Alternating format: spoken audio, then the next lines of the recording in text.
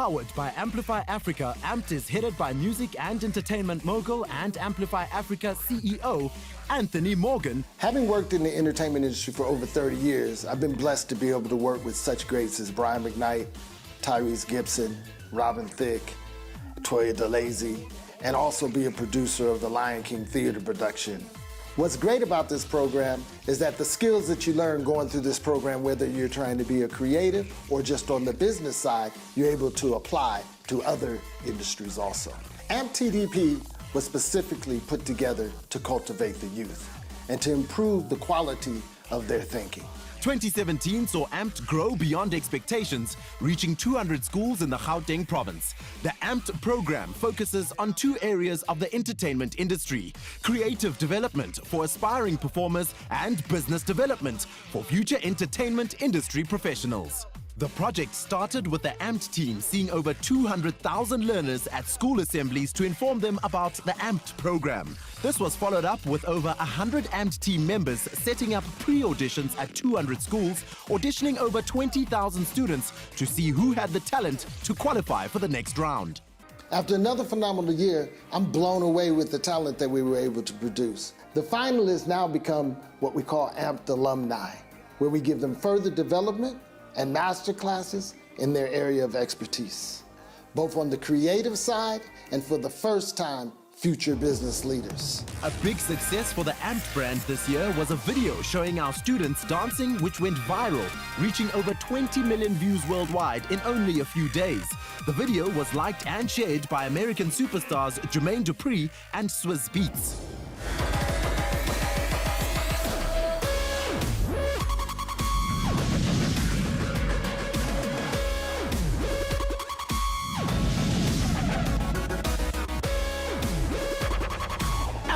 The evolution of entertainment. I'm AMPT. Are you? Look who I have in the building. Welcome to the show, Anthony Morgan, live from Johannesburg, South Africa. Born and raised in Denver, Colorado. My frat brother from back in the day at Hampton Institute. Used to be Institute, now it's Hampton University. I'm happy to have you on the show this morning. Welcome, good brother. Hey, brother. Thank you for having me, Troy. You know, we've talked about it for a little while, but I'm glad you came over across the waters and now you're in Africa having some discussions. It's a good time to have. Yeah, I'm over there virtually. I'm here in Seattle. You're actually in Johannesburg, South Africa. Today, we're going to be getting into everything South Africa. And as a black man living over there for 2 decades, I'm sure you have a lot to share with us. Also, we're going to be taking questions from the chat shortly, so stay tuned. All right, Mr. Anthony Morgan, let's get into it. What was that we just saw in the opening clip? How difficult is it to invest over and do business over there in South Africa? Okay, so I think I should start it out that, you know, I'm a little older now. I'm 60 years old, Troy, you know, so, well, this year, December. And life looks a little bit differently than when I was 20 years old, you know. What you saw in the clip was me giving back to the youth here in South Africa. I do a program called AMPT. That we have 25,000 kids that are signed up to, and I put them through a rigorous program for business. For those that want to be in entertainment, it's really was put together for them because we got all of these youth looking at the television thinking that they're going to be the next big singer, or because at school they're a great dancer that people think that they're going to be on stage with the next artist, or a presenter on television. And there's too many people that, you know, first of all, the industry is very small. And with it being so small, I had to put together a program that spoke to that. It entices them by just giving them an opportunity to get what they think that they have. But what it really does is it goes and teaches them that it's a business. And in being a business, that is very difficult. I say it's one of the most hardest industries in the world, which is the entertainment industry. And after my 30 years in it, I know I've had a lot of had to go through hard lessons also, but all growing lessons. So that's my program that I have here. It's where I gave back I've been doing for the last 5 years, and I took my own money. I've busted the kids in, feed the kids, put them through a program, bring people that are big in the industry over to speak to them about the business of the industry. And I can tell you it's had a big impact. I know that's a long answer, but I think it's worth it because it's really the part of my life that I enjoy the most, because I was able to change lives, and are changing lives. Yeah, let's get into that a little bit, brother. Off camera, you were showing me an artist that you work with, and over in South Africa, the music over there is crazy. Can I play that clip you shared with me? Okay, go for it. Yeah, let me play this clip that you shared with me. I didn't know And you I'll tell guys were you. banging like this in South Africa, brother. Let me play it. That's the reason we played that. One of them is because it's a guy named Phantom Steez, and Phantom Steez was part of my app program that I was just speaking about. It's He was what we called ambassadors, which is people who are in the industry about bubbling under, and I actually hired them for a year to be coaches of kids that wanted to be in the entertainment industry. So he's one of those that after he's in the program, now he's blown up. Can I say it's the program?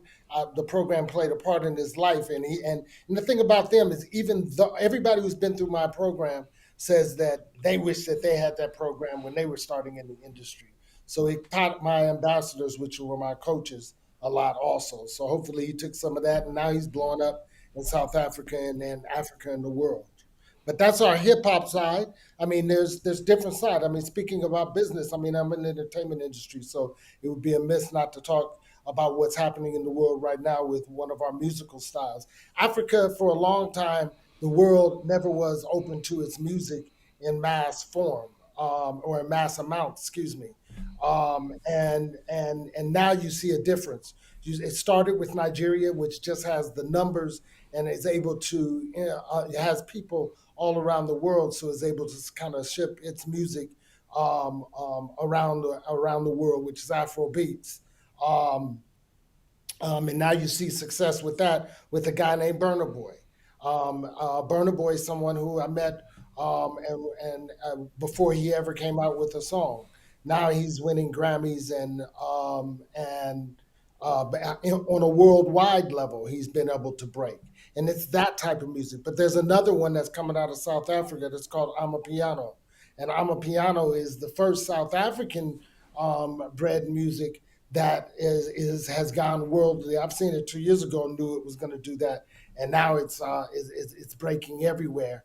In fact, most of the big U.S. artists are trying to figure out how to get an Amapiano beat. So that's happening also. So the music scene over here, that's a whole That long music discussion. is crazy.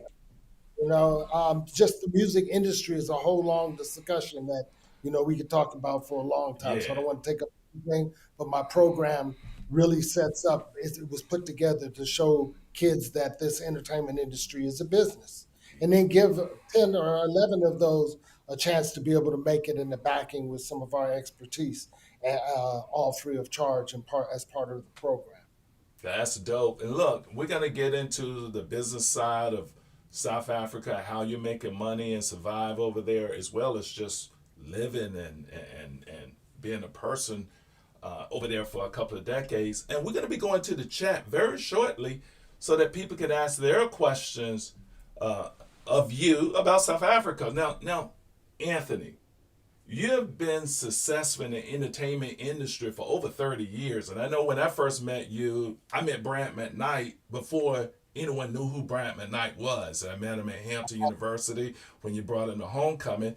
And then later, you brought him over to DC at the Hyatt or something, and he did like a little promotional showing, and I got a chance to meet him again. And no one knew who he was, but the latest were out even before he was famous. But look, you've been in the industry for over 30 years.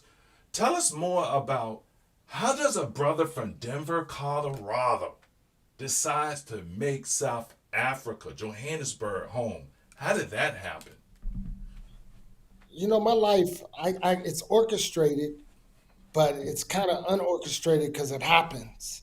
And one of the things that happened is I happened to be living in New York City. I was vice president at Sony Music at the time. One of my rare stints that I went inside to work at a company, but I was vice president there.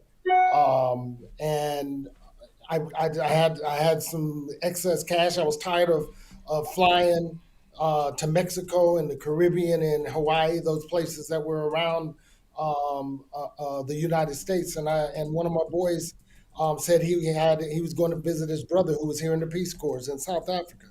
And at the time, Nelson Mandela had just got out. This is 1996 that we're talking about. I came here in '97. Um, for my first trip. And I said, I looked at a map. I always laugh because, first of all, this was pretty much pre-internet. You weren't Googling. You could Google South Africa, but it was for a special cause. Internet was just starting back in these days. Email was happening, but not huge. So it's a different time. So you couldn't find out a lot about South Africa, but I was like, yeah, it's got water there. Let me go on a trip. Little did I know when I got over here, I moved, I went into Joburg, this is 26, 25 years ago. It was totally different than it is now, but it still had it. It was already the one thing about the British, and we're talking about the Queen and that debate and all of that. But the one thing about them when they colonized, unfortunately, colonized places, at least they left infrastructure. The Portuguese didn't leave infrastructure. The you know they it, So the British at least left some infrastructure. So as soon as the apartheid regime ended, there still was something here that was built up because they had to build up this country financially on their own because the world was not able to do business. Of course, we know that that happens behind channels with different people anyway when it shouldn't happen that way. But I came over here. I flew over in '97. I went to Johannesburg first. I loved it, and then I went to a place that I didn't realize what it was, and it was Kruger National Park. Kruger National Park is about a 2.5 hour drive outside of Johannesburg.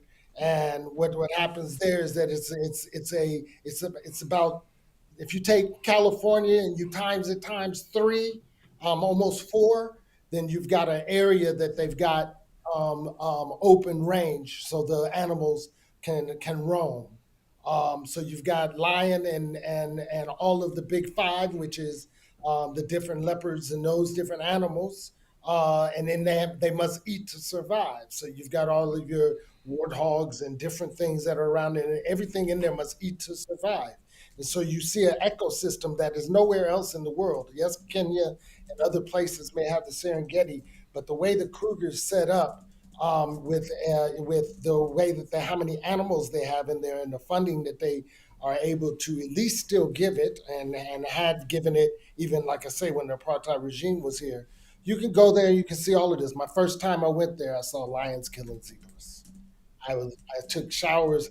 You could There's showers outside at that 5-star luxury, as best as big and as best as any one in the United States. You're able to go to hotels that you that I had elephants. I'm taking a shower outside because it's set up that way. But of course, I'm saying the extra shower. You have showers inside. See, people won't understand. You say shower outside, they think that's all it was. No, this was set up so that while the elephants were roaming in the background, that you're able to see nature. Nobody can see you, but you're able to see nature in its rarest form. So I went there, saw lions killing zebras, and then I went to this other place called Cape Town. Cape Town, I lost my mind. I mean, it's one of the most beautiful country cities that there is in the world. I always tell everybody from the States, first of all, when people from the United States come over here to visit, almost 99% of them want to move here in some shape or form because it's that when you move here, you understand. I mean, when you visit here, you understand it. You can see that one, that is beautiful, and then two, that there's opportunity. So a lot of people want to move over here. A lot of people want to do business. Current climate in the states, I get a lot more calls of people wanting to move over here. I'm willing to help. I mean, I give a lot. I'm getting ready. I should have just printed it out and made it just so I could push a button, but so I could tell everybody which hotel to stay with and where to go and what to do. because it's that kind of country. What I tell everybody is that if you take Johannesburg and you take Cape Town and you put them inside the United States, they are a top 10 city for sure.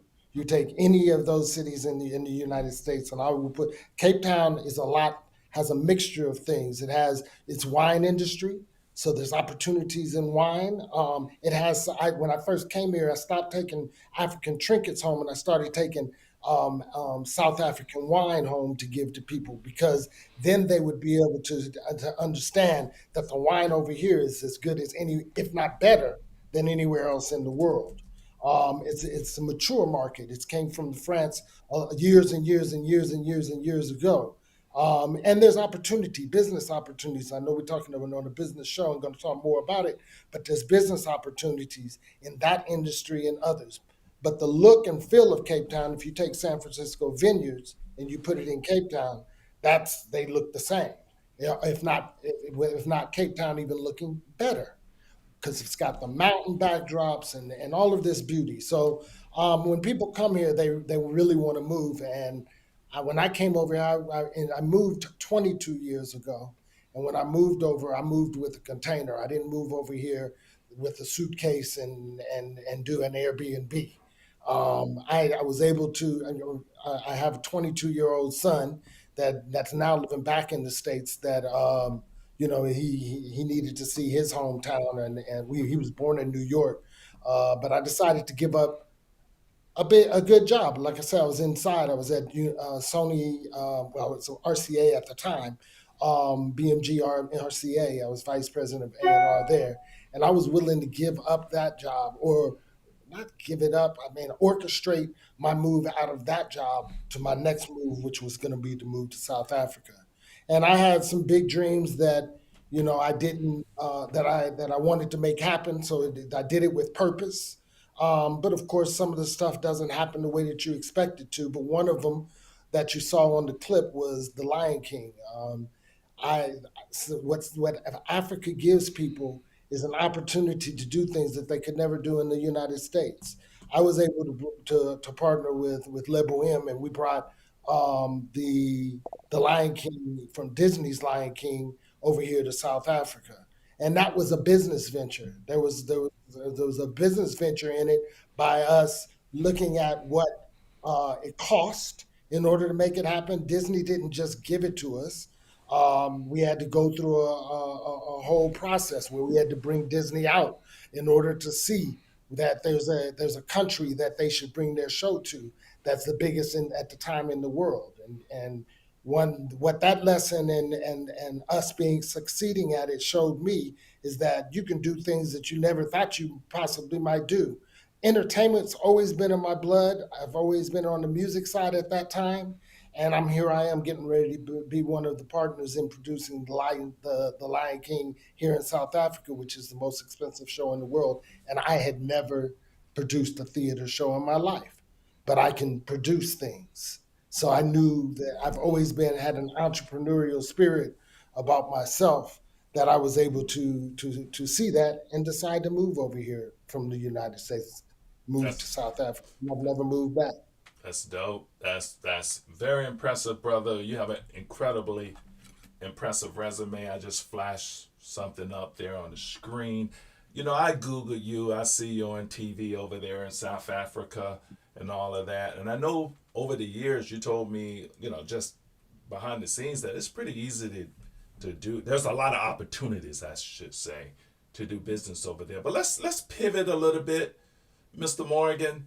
You've never had a problem with getting the ladies, even back in college. And you've always been a smooth brother. I remember when you had the smooth, we used to call it the good hair back in the day. You were team light skin and the women loved you. I'm really light now. I've moved to Africa and I've gotten lighter. I don't know what it is. They call me Mlungu over here, which is white man. Yeah, so you had transferred from Morgan. I think you had transferred from where was it? Morehouse? Yeah. Yeah, so you had transferred a bit, and I was young in school, and you were later in school, and I met you back in the university. But you were good with the ladies. We've never had issues with the ladies. I'm tall, and there's been a sub segment that like me, and your segment that like you. But I know that you met your wife over in South Africa, and now you're raising a young family there. How are the ladies treating American brothers in South Africa, and in Johannesburg? And is it the same for American sisters over there too? So what's kind of the dating landscape over there? So you know what? It's. I say South Africa is a bit of a mirage too. The situation with South Africa on that tip is that Americans usually, first of all, the currency is 15 to, well, 17 to 1 today. So it takes 17 rand in order to equal $1. All right. And to make a rand over here is not easy. But when you live and you're not trying to buy things in dollars, living over here is a lot cheaper. So what happens is that most people that come over here that are here for a long period of time, they either have a nest egg or they've gotten transferred and they're expat with one of the big companies. Used to be that everybody was an entrepreneur that moved over here, not most of them, 90%, or I should say a large percentage. Um, so what happens is that the South Africans look up to Americans, and I'm saying this a little bit of what I experienced when I first moved over here. But now, the world is together. South Africans, are international. So growing up, I mean, moving here when I first moved here, I did a TV show. I did one like Idols. It was called Coca-Cola Pop Stars, and I did this show in South Africa, Kenya, Uganda, and Tanzania. Yeah, I So we saw talked that. about I saw that. I saw that when I Googled it. I saw you on like the American Idol of South Africa as a judge. yeah. So I did one of those, but that what that did is it afforded me to be able to, when I first moved over here, utilize what brand I had already made. I've always been behind the scenes, so I never used my brand. But even that show, I tried to give that show away to Level M because I'm not one to want to be in front of cameras. I'm behind the scenes. But that showed I couldn't walk down the street after that show went on. I was very good at it. I must give myself. I'm glad that I went through it. I was good at it because I was real. I was myself. And I was in it for it. We were making entertainers, and I was going to manage the group that came out of it, which I did, and we had success with it. So for me, that show, I was able to take that show, go all around. They would fly us wherever we needed to go for the next show, which was in different cities. And I was like, no, let me drive. And why I drive is because then I could see I've driven every square inch of South Africa, but so that I could learn the culture firsthand, not just fly over it. So I did So that. let me ask a question though. So we're talking about dating over there. So are you saying from a dating perspective, your perspective would be different because you were a celeb over there? I mean, I think my audience is a young, mostly black audience, and I know they some of the families will have their children coming over there. Some of us may take an opportunity to work over there if our company provides that opportunity. What about just a normal guy and gal? What would their experience be if they're single over in South Africa? So I was given that long speech really just to say that if you come and they assume that Americans are going to have some monies. Again, your dollar goes a lot further, and so you come over and you're like, oh, is that all it costs for us to eat? Let me pick up the tab, and it ends up that way also. But now, like I say, it's changed. There's a burgeoning middle class here. There wasn't when I first moved here. But now there's a middle class, and all around the world, women want to take care of themselves, and women go out with women now. Not even That's big sexually. over in South Africa too. I mean, the girl movement is huge worldwide, especially here. I just came from a concert. One of my boys was over here. He brought and the artist was Karen White. So Karen's been over here a few times, and she was just here for Women's Month. And they had 5,000 people dressed in white because it was all white and it was for all females. So and everybody in there pretty much was female, and they go out and have fun together. So they don't have to have, the world's changed where the dating scene, they may meet somebody. What's going to happen is they're going to go out with their girls and they're going to meet somebody while they're out. And the girls are going to grill them right there That while happens it in happens. South Africa? Yeah, yeah. But the grill here isn't as bad as the States can be. But hey, the whole, we're a little different when it comes to that game. It can get rough here and in the States. But we're just with this country over here, South Africa is a lot like the United States. I don't miss for much of anything, and the cultures even there's more. Well, I was going to say there's more culture. I think we just don't know our culture in the United States, but over here, since there's different tribes, the Zulus, the Xhosas, I better say that right, and Xhosas and others that are here, then you do have a little bit more culture because it comes a little bit further back, knowing your history. Yeah. So there's that also. There's 11 official languages over here, Yeah. and I'll say that American is the 12th because when you do speak, they pick up your accent and they're able to tell that you're from America. And to this day, they're amazed that I've been here 20 something years and that my accent hasn't changed. Yeah. But they're willing to get you in some doors. It also can be negative being American over here also. And we'll get into that a little bit also. But Okay. the dating, there's beautiful women. I remember I used to say that South Africa, they talking about Brazilian women, South African women were for real. Oh man, I just saw your wife before we came live. She was behind the scenes and she Yeah, said hello to me. That's the first time I've said hello to your wife, right. personally. And man, she's beautiful and she looks younger. She's So, see, there you go. Um, you know what? I've been in the entertainment industry all my life, so I'm young at heart.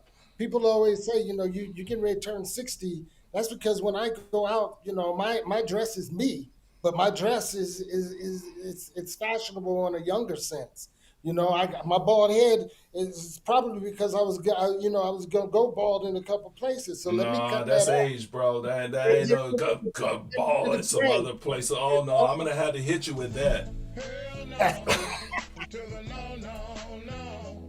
That's just age, my good brother. But go ahead. Sorry to interrupt you. So the thing is that for me, I'm young at heart, so I have to have be with people that are young at heart. I find a lot of my friends. Unfortunately, I've been divorced before, so my first son's mother and me are no longer together. So she was a little bit older, and then I got married again. I married the woman, not the age. So how is it? How is it like being in a relationship like that over there? And is it normal to have an age gap over there? If we can go there, or is it looked So at?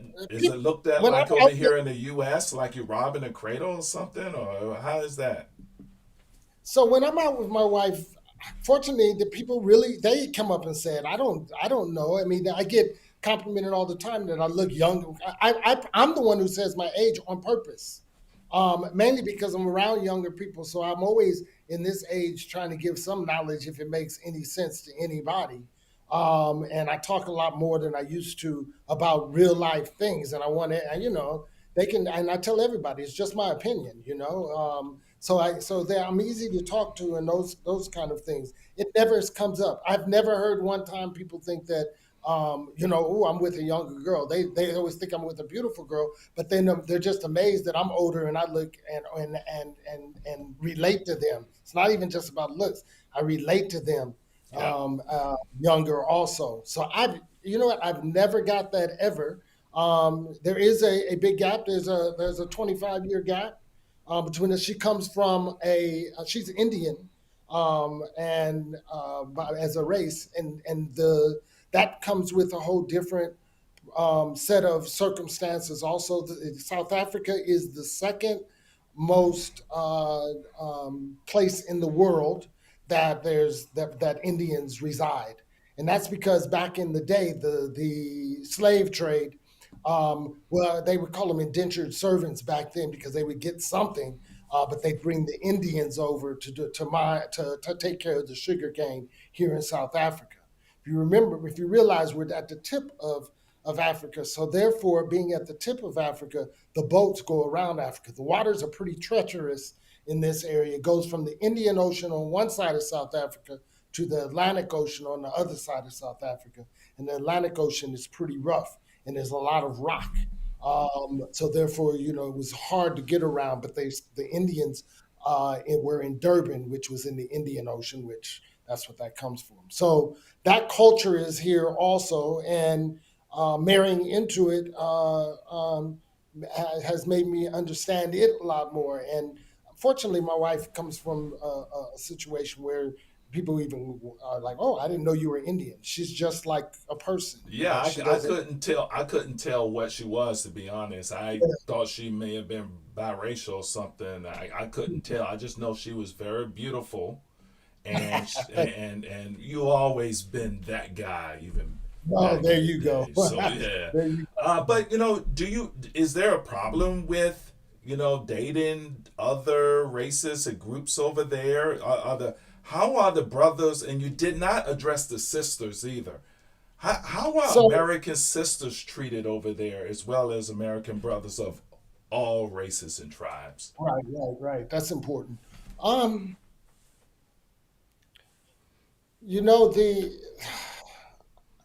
the the women love it over here. First of all, I don't think that I find a lot of them finding their future husbands over here. Um, the man over here a little bit different. And I hate generalizing, hey, because it's not everybody. But then there's some that we call the fat cats, and we say fat cats because they've got big bellies, and having Oh, a big I belly thought you was here, talking money, but go ahead. having big belly over here is a sign of wealth. Oh, Um, back in the culture. So the United States is a little bit more fit when it comes to that. The girls are looking for that also, somewhat. Again, I haven't been in the dating scene in a while, so I can't really say that's what they're looking for. But the women have fun over here. I just don't know that they found their future mate. and I you're don't have talking any about American women, right? Black American women, American women coming over and finding their future mate being a right? South African man. I haven't seen that. I've seen it the opposite way But around. you see And black guys come on over there and mm, finding theirs like you have. yeah, if I even think about the women, most of it, yeah, there's a few that moved over here, and then but if you come over, it's not Jamaica man, Yeah, and okay. But it's you not just that. said an interesting thing, Anthony. You said something related to the big bellies and not as fit. Are the women? Let's just stick to the women. We have a mostly male centric show here. Are the women not fit over there? Are they on the heavier side over there No, for those people who want to come over there? so on the women's side, on all sides, but on the women's side for sure, there's a mixture. It's not everybody's overweight or anything like that. In fact, over here, the women are the women. Some of the American women that I've spoken to that come over here, they're like, wow, that's natural. The shapes that they have, so they do have a naturally fit midsection and naturally big bum. That's always been, Oh, you used the that. British term bum instead of butt. You've been over You there a know, long time, British bum. But go no, ahead. no, Go ahead. yeah, but that's because I talked to my son. I have another one that's 7 years old, and I talked to him, so I use that word. Yeah. That is true, and I've picked up a few of it. I mean, you live over here. I said, I'm. I think there's slight differences. I'm in the jewelry manufacturing industry right now, and jewelry is spelled differently. So Yeah. you pick up some of the British things that become your daily life. Yeah. No, the women over here, they're as fit as anywhere else in the states. I heard a lot And of they're things about South Africa, my brother. I heard a lot true. of good stories. I'm not sure if you could corroborate if they're true or not, but you stayed over there, that's for sure. As I said before, when Facebook first started, I was like, hey, Brazil cannot even match over here. But yeah, you were somewhat on a celebrity status too, and most of us are not on that celebrity status, you know. You go back to that. Let me tell you. I've never used celebrity status as a way to Yeah, television but you're show. on TV, boss. I see you on TV. You can Google you, Anthony Morgan, South Africa, and you on. I still don't have a picture of me and Brian McKnight. I was with him the first 6 years of his career, or me and Robin Thicke, or me and whoever. Mainly because I was always behind the scenes, bro. And so I always say, looking back, I never used the entertainment industry. Even when I was in Los Angeles, I was vice president. I never used the entertainment industry to get women. I never did. It was always like just it was a natural thing. In order, first of all, I'm a good brother. If you, I believe, I Oh, mean, you if are. You are. We've if, been together if for over 30 years for a reason. But go ahead. I just had the women friends say that to me, because if we didn't, even if there was no attraction, it was fine. We could be friends. I didn't have to hit on you just because you're fine. So I approach relationships like that a little bit different than than um, than people think. Actually, being in the entertainment industry. Yeah. All right, brother. I kind of pin you down a little bit. I've been getting questions in the chat, so I need to get over to the chat and ask some of these questions of you that people have. They have much better questions than I can ever have. Before I transition over to the chat for those Okay. questions, let me ask this of you, because I remember back in the day when you were in college, I heard a story that you tried to sneak in the White House for a Christmas party, and party with the president. Is that true? Well, back then, the president was Ronald. Um, and it wasn't the White House. Legends grow. It wasn't the White House. It was actually a presidential party that was being given at I think it was the Hilton Hotel, or one of the hotels right there next to the White House. And we were going to a different party that was, I think it was in the same hotel. And it was so hard to get into the place. I was like, dude, we getting it. We didn't even know what was inside. So I take me, my boy DA, and Tony Harold and Avron, all the people Yeah, and how we met. yeah. And we're in Washington D.C. I've always had it. No, we going. We can, let's walk in the back. So we walked in the back through the kitchen. Now we was dressed to go out, so we wasn't dressed. But everybody says, well, I'll get to the end of it and I'll tell you what people said, that we got all the way through. We walked through the kitchen and I'm leading, and they say that the only reason we got there is because I was dressed up, and people thought it was Prince back in the day. I had hair back then, um, and what's funny is you speak about women and stuff like that. A lot of women really liked me as a person just because they thought I looked like Prince, Yeah, yeah, you had that Prince thing which was going weird to on. me The because I never hair, did think I looked like Prince other than nah, brother, the eyes, the hair, I and have, the light skin. You you had that know, going on. But go ahead. no, dude. And it has helped before. I'll say that, and I make it sound like I'm a hoe. I've never been a man. Oops, I can't say that word on here. Huh? I'm not that. I'm not that at all. I'm friends with a lot of women. I'm friends with them to be friends. Not you. Won't. I don't. The one thing I love right now about it is that I'll never have to worry about something coming up from past times because I always did right by any women that I was with. But back to that story, we went through the kitchen. We end up in the party. We end up me and them on the dance floor, and we look around, and it was all white people dressed in their best, formal best, and we looked around, and dude, and there's Ronald Reagan. It was Ronald Reagan's Christmas. I think it was Ronald Reagan's Christmas party. Yeah. And so that's what it was. So it wasn't the White House, but it was as good as the White House. It was right there with him. But Ronald Reagan was in there and you saw him? Yes, I think it was Reagan. Dude, it's been so long. What How, was that, how did 30 you years get past the ago? Secret Service? That's crazy. Dude, I have no idea. I think people thought that it was Prince coming to perform. They thought you were Prince. That's what all my boys Oh say. man, oh that's We were crazy. the entertainers and we were coming to Yeah. perform. All right. That's very believable. Look, let's transition over to the chat. We have some questions there, and we've been going for quite a bit.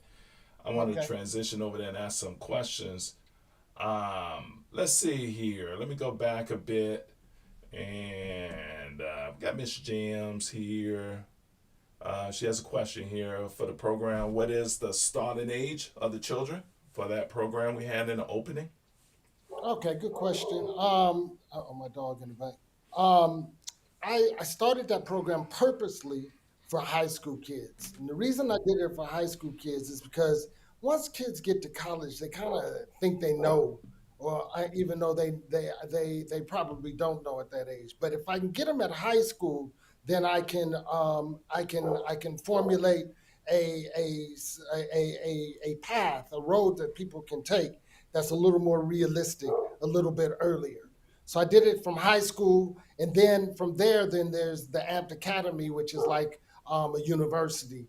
And what I've decided to do is there's some discussion for the United States. A friend of mine that I used to manage, named Harvey Mason, I've presented doing Amped in the United States. But I like the high school kids. It's just that we've got because we can change. And the reason why that also is because there was 25,000 kids who entered this program hoping to be in the entertainment industry, and 24,900 of them, 990 of them, are going to waste their time because the industry can't take that many people. Yeah. So I set it up that only 100 would be able to get the intense training, but the other 24,900 would have a different vision on what they could possibly do with their life and still give them opportunities and hope. Or they got to work harder in order to be part of that 100. And Gotcha. that's what it started in high school. Here's another question. How will Africa respond to the recent regiment change in Europe? Politics, hey, it's, it just depends what money that they go give to you, you know. So if the new regime decides, first of all, the new regime changes is there's two. The Europe is going through a new prime minister that happened to be one of the last people to meet the queen alive, and then now a new king. And the king, I mean, it's worldwide. I had my own feelings about the king before I even moved over here. Over here they're respectful. They're not. It's because it was the Afrikaners that did and that might be the reason why you asked the question. Because it wasn't the British that did apartheid. The British were colonized South Africa, but they got in a war with an offshoot of the Dutch, which is called the Afrikaner. And the Afrikaner is the one that put the apartheid system in place. So it was not the British who did the apartheid system. The British just wanted the diamonds, the gold, and all of the other stuff that's there. As long as they're happy to get that and still getting it, they're happy to assist. So it's we'll see. Okay. It's hard to even imagine. There's not the change in British is not like the change in the United States when Trump came in. Trump came in and just X'd out a whole bunch of different agreements that were going on between different countries. Fortunately, it didn't hit South Africa that bad because we still have what's called the AGOA what is the treatment resolution? It's a system that's put in place for us to be able to export from Africa into America without all of the taxes. So it works perfect for for the manufacturing companies, be it jewelry manufacturing or furniture, that we can then make them here as well as anywhere else in the world. I guarantee you that. And I'll talk a little bit more about jewelry manufacturing, how we're the only one doing on our scale what as a black person, what in the world, not just in South Africa. Yeah, let's talk Um, about that a little later. We'll talk about that. Go yeah. ahead. So the regime change, I don't see it making much difference. It's going to keep going on and on who, what needs what, when. It won't be a big change like Trump has made. Yeah, yeah, and yeah. I'm gonna leave that Queen King thing alone. Here's I another think question. Here's a question um, from Miss Jams. Is the program mostly music related? Do you mentor them on business sense, such as contracts? so. I think that's a great question too. And the reason that is because what I did is, and the video doesn't really show that on that particular one, is I put together. So there's 25,000 kids for the entertainment side, but I had 600 kids that I picked, three from 200 schools that I did intense business training behind the scenes. I'll give you more on that. But the entertainers, I also made sure that they saw that it's a business, but not just from other entertainers who would come in and tell them what's going on with their career and how the business must work and how even if they don't pay their taxes that they don't that they're going to get in trouble. So there's that intense. There was a business side overview for the entertainers, but I had an intense one for 600 kids that I called AMP leaders. And the interesting part about that is the AMP leaders were tasked with doing management tasks for the artists that were going to be the top 100. They had to create marketing plans, they had to create a social media plan, they had to make sure that they had the contracts right, and they had to also make sure that there's a bank account and that system is right, among other things. So I have a very intense, and that's the most important for me because if you don't have that, everybody. That's why we see so many failing artists that are dying broke in the world. Um, you asked that. It comes. That's where I started at. I was good in accounting first, and I used my accounting degree from Hampton University to be able I lived in D.C. for a couple of years, and I couldn't wait to get out there. And I ended up going and doing what's called a business manager, which handles the business affairs for entertainers. I didn't even know that happened when I was in university, but I found that out at a later time, and I was able to use my accounting degree to become a business manager. And it just so happens, as an assistant, my first clients were Sylvester Stallone and big entertainment, Carol Burnett. And then I got an opportunity to go to a black company that was a business management firm. And my first task was to move to Atlanta to put together LaFace Records with LA and Babyface. So business is the first part that I make sure that everybody knows in this program. The entertainment side, it's done. It entices the kids because I know that's what they want. And the thing is that I need to show them that it's a business. That's why the program is put together. So thanks for Gotcha, the question. gotcha, brother. Do you want to take care of that dog? Or you good? My dog never barks, but he wants to bark now. Yeah, let me see Yeah, if I go can take help. care of the dog. We got a moment. And guys, if you like what you're hearing, if you're enjoying the content, please hit the subscribe button, like, share with those who may be interested in South Africa. We're going to go in a little more about living in South Africa and actually doing business in South Africa. As you see, Anthony Morgan has been doing all types of business ventures over there for a few decades. So he's more than qualified to talk about South Africa. And put your questions in the chat. We are live on YouTube, and I will certainly prioritize your questions so that you can get all of your information that you need fulfilled. So let's get back to Anthony here. He's back, and then we can go back to the chat. Here's another question. Can you reflect on some of the obstacles that you had to overcome in South Africa?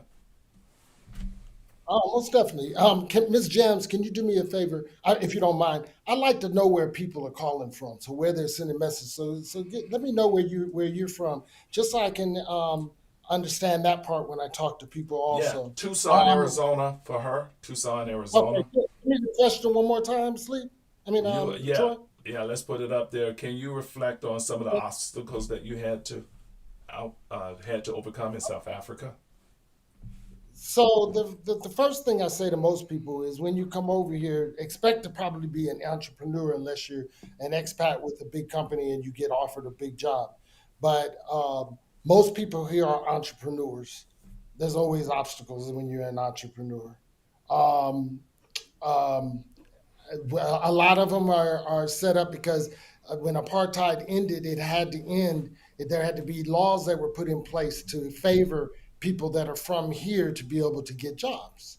And the unfortunate part of that is that you might, if you're trying to apply for a job, you might go up for a job with somebody that's South African, and they qualify as BEE, which is yeah, I'm not sure exactly what the BEE means. I forget it's right now, but it's set up so that South Africans can that companies must hire a certain number of South Africans, and that there must be a structure in place to grow South Africans of color.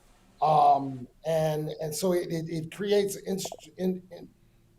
a situation where if you're from another country, you won't fall under that. So that's why I tell people if you're trying to get a job, that it's make sure you got the job beforehand. It's going to be difficult when you get here because you're going to fall under some of those circumstances. They love they love Americans and would love to have Americans that were working over here, but some of those things into your disfavor.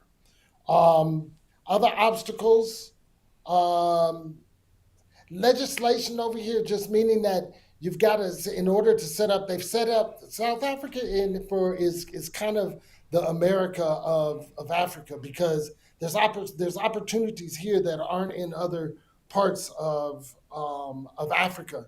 So there's a lot of immigrants wanting to come here. So just to get your visas and those things done timely, properly. Some of it is that there's just a lot to have to do in order to become a permanent residence and be able to work over here. But what I was able to do, I mean, I had already married and had a 4-year-old son, so a South African, so that allowed me to be able to move over here without any of those obstacles back in those days. But I'm currently going through doing that with my business partner, which is for her permanent residence. And there's some obstacles that are put in place that shouldn't be there. We say that all the time, but I understand why some of them are there, but they need to relax some of them because they need investment and they need the expertise from some other places also. Okay. All right. So another question: do you have to have a convoy moving around the back streets of South Africa? So I guess that's a safety question. Oh, all right. Let's talk about safety. I watch the U.S. news every day. I And grew up in if I got, by the way, hold on for a second. If I got that wrong, uh, yeah, go on me, go Google me, just hit me, and I'll restate it yeah. if I got that wrong. But I think that's a safety question. But go ahead, Anthony. That's good. Let's hit on that part. Every place in the world is unsafe. People are getting shot daily in the United States. Mass shootings. Well, I have no mass shootings over here. I haven't been. There's been not been a mass shooting since I've ever been over here. What we do have is we have poverty, and poverty then breeds crime. Because if you can't eat, you'll go steal to eat. And the unfortunate part of that is the unfortunate part of that is that they'll steal for something small. So your phone is worthwhile to them. And so therefore you run into those situations. To for crime, other parts, I feel way more safe over here. We do live differently than the United States. We live in what we call high walls here in Johannesburg. High walls is a wall is around most everybody's house. Now I happen to not live with one around I shouldn't say that on thing, but it's not a big deal because we have security that you must go through in order to be able to get in to the neighborhood. So in order to get in the neighborhood, you must go through our security gate that's set up at the front, and you must be able to be invited in order to be able to come into the area. So then you don't have to live in high walls. But if you live where you're on the street, which there's some beautiful mansions, a lot, I'm telling you, when you come over here, the houses over here compare way like you'll be like, oh my God, I've never seen a house like that in my life. Um, but I say that some of those are straight off of the street that you drive in through your gate into your driveway. It's surrounded by a high wall that then has electric fence, and then you have your alarm inside. So you make sure that you live so that you don't have to worry about that. Trust me, I go back to the States. I'm like, damn, I didn't even have a fence around my house in the States. Y'all getting ready to get fences in the States too. It's dangerous in the world, not just here in South Africa. Yeah, but we don't have a thing called high walls here in the United States of America, you know? I tell you So, what, if I moved to the United States right now, I would live behind a wall. Let me ask you a question. I know some of the places and some of the people that live in Los Angeles. Jamie Foxx and all of those are living behind high walls. Trust me, Beverly Hills is high walls. right. But they're But celebrities. Mr. Anthony Morgan, they're celebrities. So the average common person, even like myself, I do not live behind a high wall. I live in a normal neighborhood. You can walk up and knock on my door and I would say hello. And if you're a bad guy, I would say hello.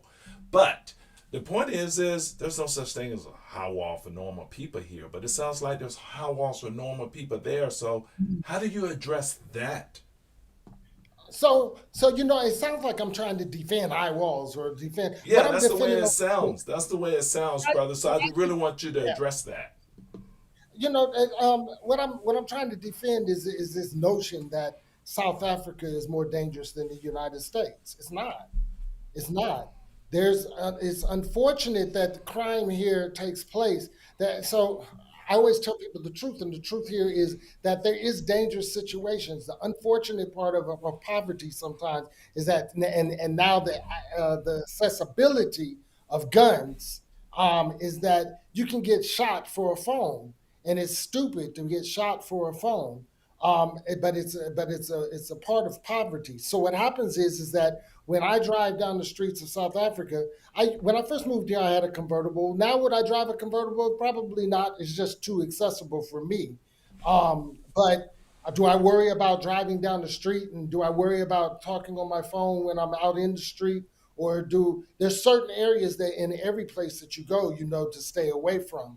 I'm that person that goes to those places kind of on purpose sometimes because I like to get to know people. So I've been through those places. Where I go in the place, I always have out my. I may not pull my phone out and talk on it thing just because somebody run by and steal it if you're in the wrong neighborhood. But I'm not trying to make South Africa sound like there's not crime. There is. It's a different type of crime, but I don't worry about some of the things. That's why I talked about mass shootings. I don't worry about that over here. I don't worry about sending my kid to school. I get it. And something happening there. So we must, when we talk about crime, that's a crime.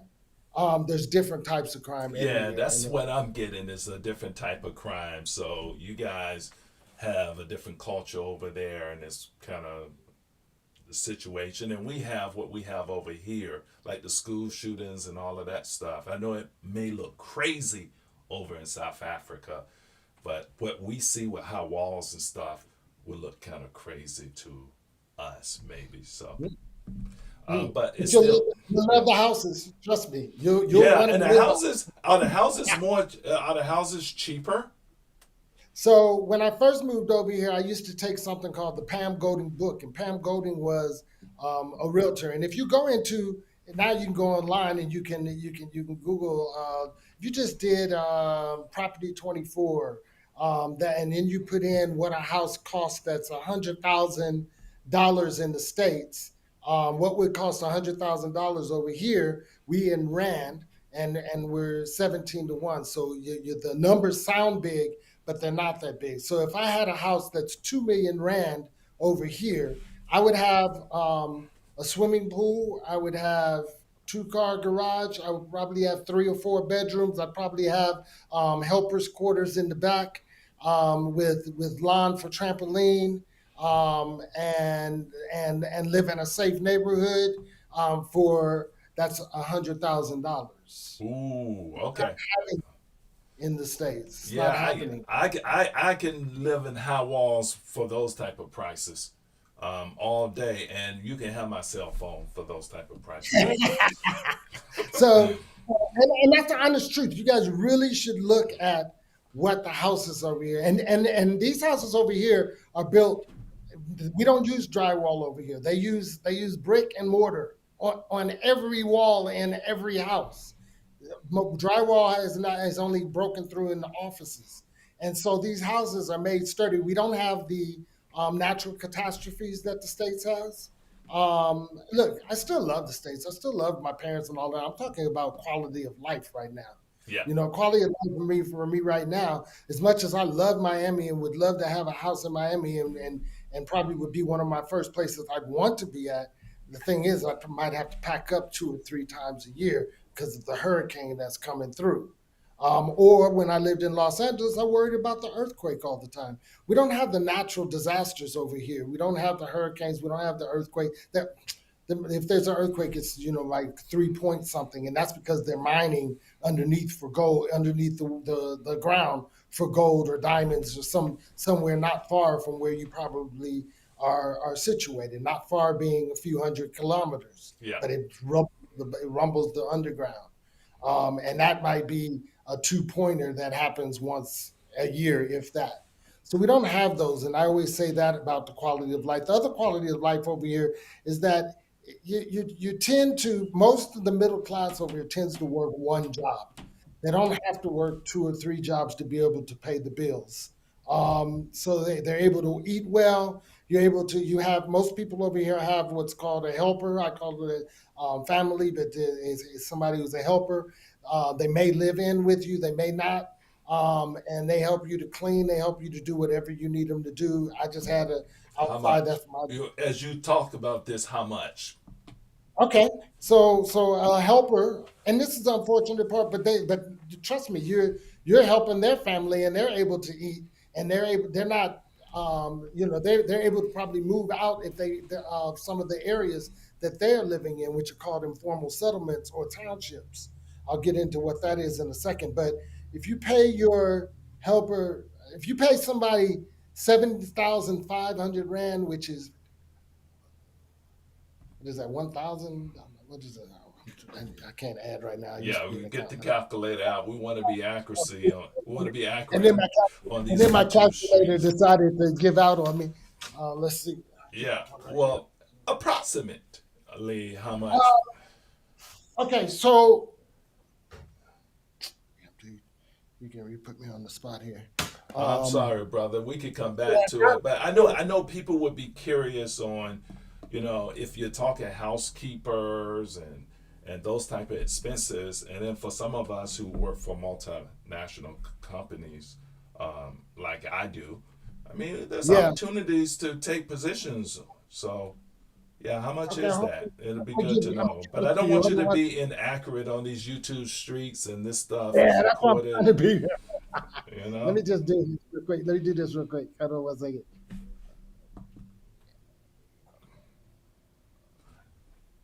Google me said 5,000. 5,000 what? So if you do 5,000 rand, let me do it that way. Thank you. Thank you, Troy. There's technology nowadays, huh?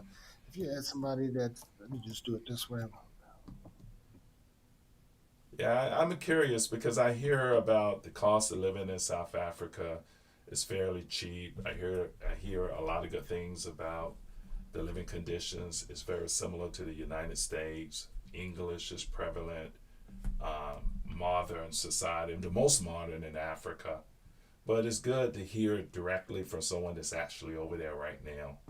And So so so go ahead. so if you paid somebody 7,500 rand, which is a decent salary for a helper a month, Hmm. that's that. What did I just say? That's $350 $350. Now, what are you going to get for that $350? She come in once a week, and every day. every day. Every day. Oh man, you know what? Let me just go for. I could deal with high walls over in South Africa for those type of prices. Right? That's less than a car payment. Yeah, it is. Yeah, yeah. Give me the high walls, bro. Give me those high walls. Now, Hey, no, I mean seriously, guys. I mean, if you come over here, most every American wants to move over here, and you don't miss for much. You don't miss food. Food. Everybody dies about the food over here because it's so great and it's so cheap. Um, and living is that way. Cars are a little bit more expensive over here. Um, let's see what else is more expensive. The food over here is unbelievable. The restaurants over here. Um, the things to do, it's more of like an outdoors. If you love the outdoors and people talk about the bush. Yeah, when I go to the bush, we were just talking about this. You would think that you're out in nature where, like I said, there's Kruger National Park, so you can drive through the bush. That's called the bush. It's these trees that if you walk through them, you'll get scratched up because they're made to keep you from brushing up against them and those different things. But they're not. It's not mountains, but it's like you're in a mountain.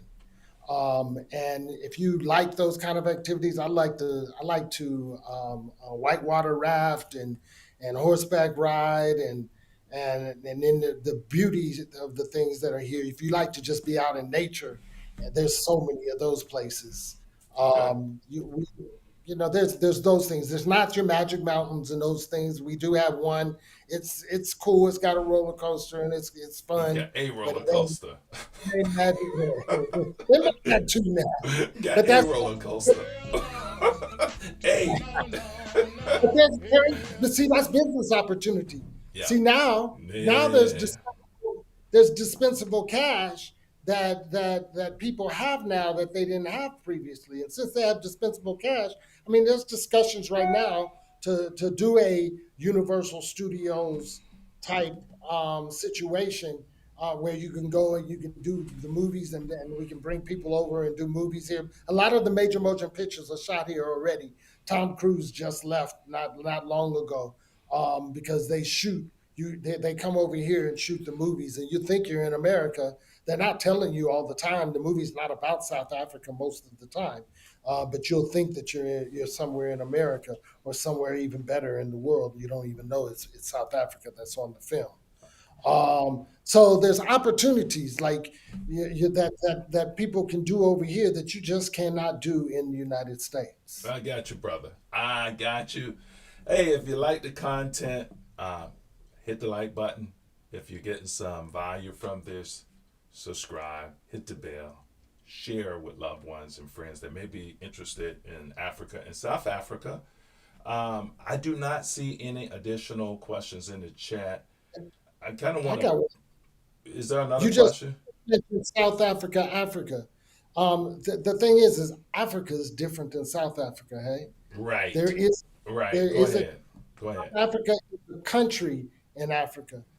Every country in Africa is different than the other ones. Right. I've done a lot of business. I did the television show and do business in East Africa, which is Kenya, Tanzania, and Uganda, which is totally different than doing business that I've done in Nigeria. That is totally different than Ghana. And one of my favorite places that's different than almost all of those places is Angola.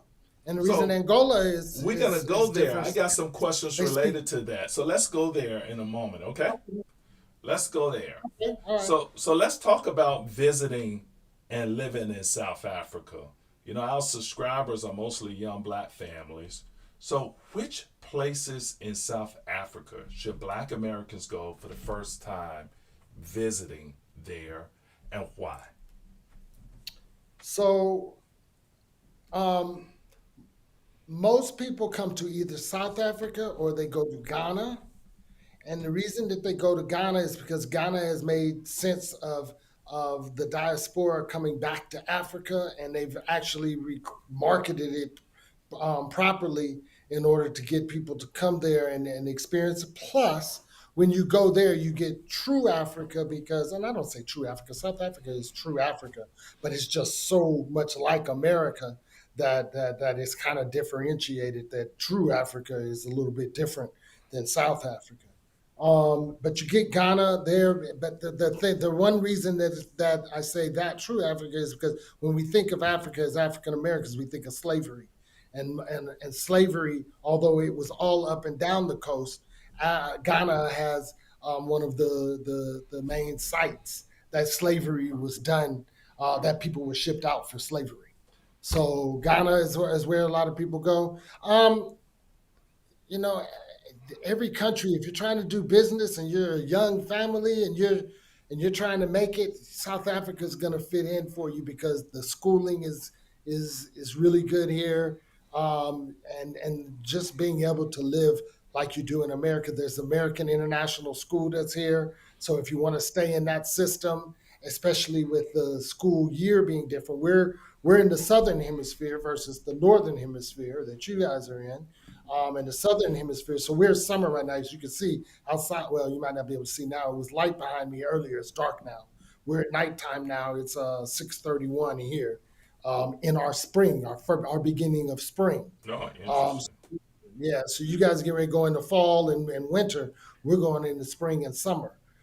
It does get cold here in South Africa. It's when I say cold, it snow is like every once in a while, maybe once a year sometime, It and it's snows there? Wow.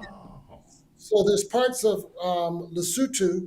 If you look at Black Panther, it was shot with Lesotho in mind. They have blankets. It's a high mountain. Lesotho's a whole different thing. It's a country within a country. So it's a country that's landlocked by South Africa. But it's so high that they get snow there. Also, in the wintertime, our winter times in Johannesburg are 2 months, and those are more like Los Angeles, where it doesn't rain. It's cold at night, but then in the day it's always sunny and it's 70 degrees. So our winters are not terrible, but what happens is as great as the houses here are that are built in with brick and mortar, in the wintertime, if you're not set up properly with it, then it gets cold inside for 2 months. Um, and you can combat that, of course. You can have heaters and those kind of things. We don't have Most places don't have central heat here on purpose, mainly because you're only going to use it for 2 months of the year. So yeah, all of that building, you don't really need it. And there's other ways to heat: underfloor heating. You can have a gas heater. You can have fireplaces that emit heat for those 2 months, because it's not so cold that you want to have central heat. But yes, we do get snow here once a year in Johannesburg. Maybe we didn't have it this last year at all. But Lesotho, they have a small. I grew up in Denver, so it's a really small ski place in Lesotho that you would go ski. Okay. All right. So I know the cost of living is extremely low in South Africa. What are some of the most surprising things about living in South Africa that people should know? Surprising. I think they'll be surprised of how much opportunity that there is over here. Um, I think that until you get to a place where you're the majority of people are black, they'll be surprised that they look around and there's in South Africa there's white race here, but when you're in the majority and you're walking around, it's different. It's different. It's different than being one of, and even in a city, where there's a lot of blacks in America, it's just different. Everything's black. Your advertisements are black. Everybody that helps you is black. Quite honestly, a lot of the places that you're going to go to, unfortunately, with the economics over here, are still white owned. And that's an unfortunate part that we're making changes about, but you can only do it for what you can do. And I see with some of the stuff that's going on, I believe there's going to be a lot of African Americans that are coming over here. So my company is set up so that we can consult, and then we can be able to let you know some of the opportunities that are over here. So we have some of them that we've got funds for, and those are big opportunities, way different than we'll get. I think we're still going to get into that, but when I talk about energy solutions, we've got the number one in the world over here done by a black man that's a South African. That's opportunity for African Americans to invest in and become a part of. So there's opportunities. So opportunity, yeah, and being the majority is another thing that surprised people. Okay, and then what are some of the conveniences from the United States do you miss being over in South Africa?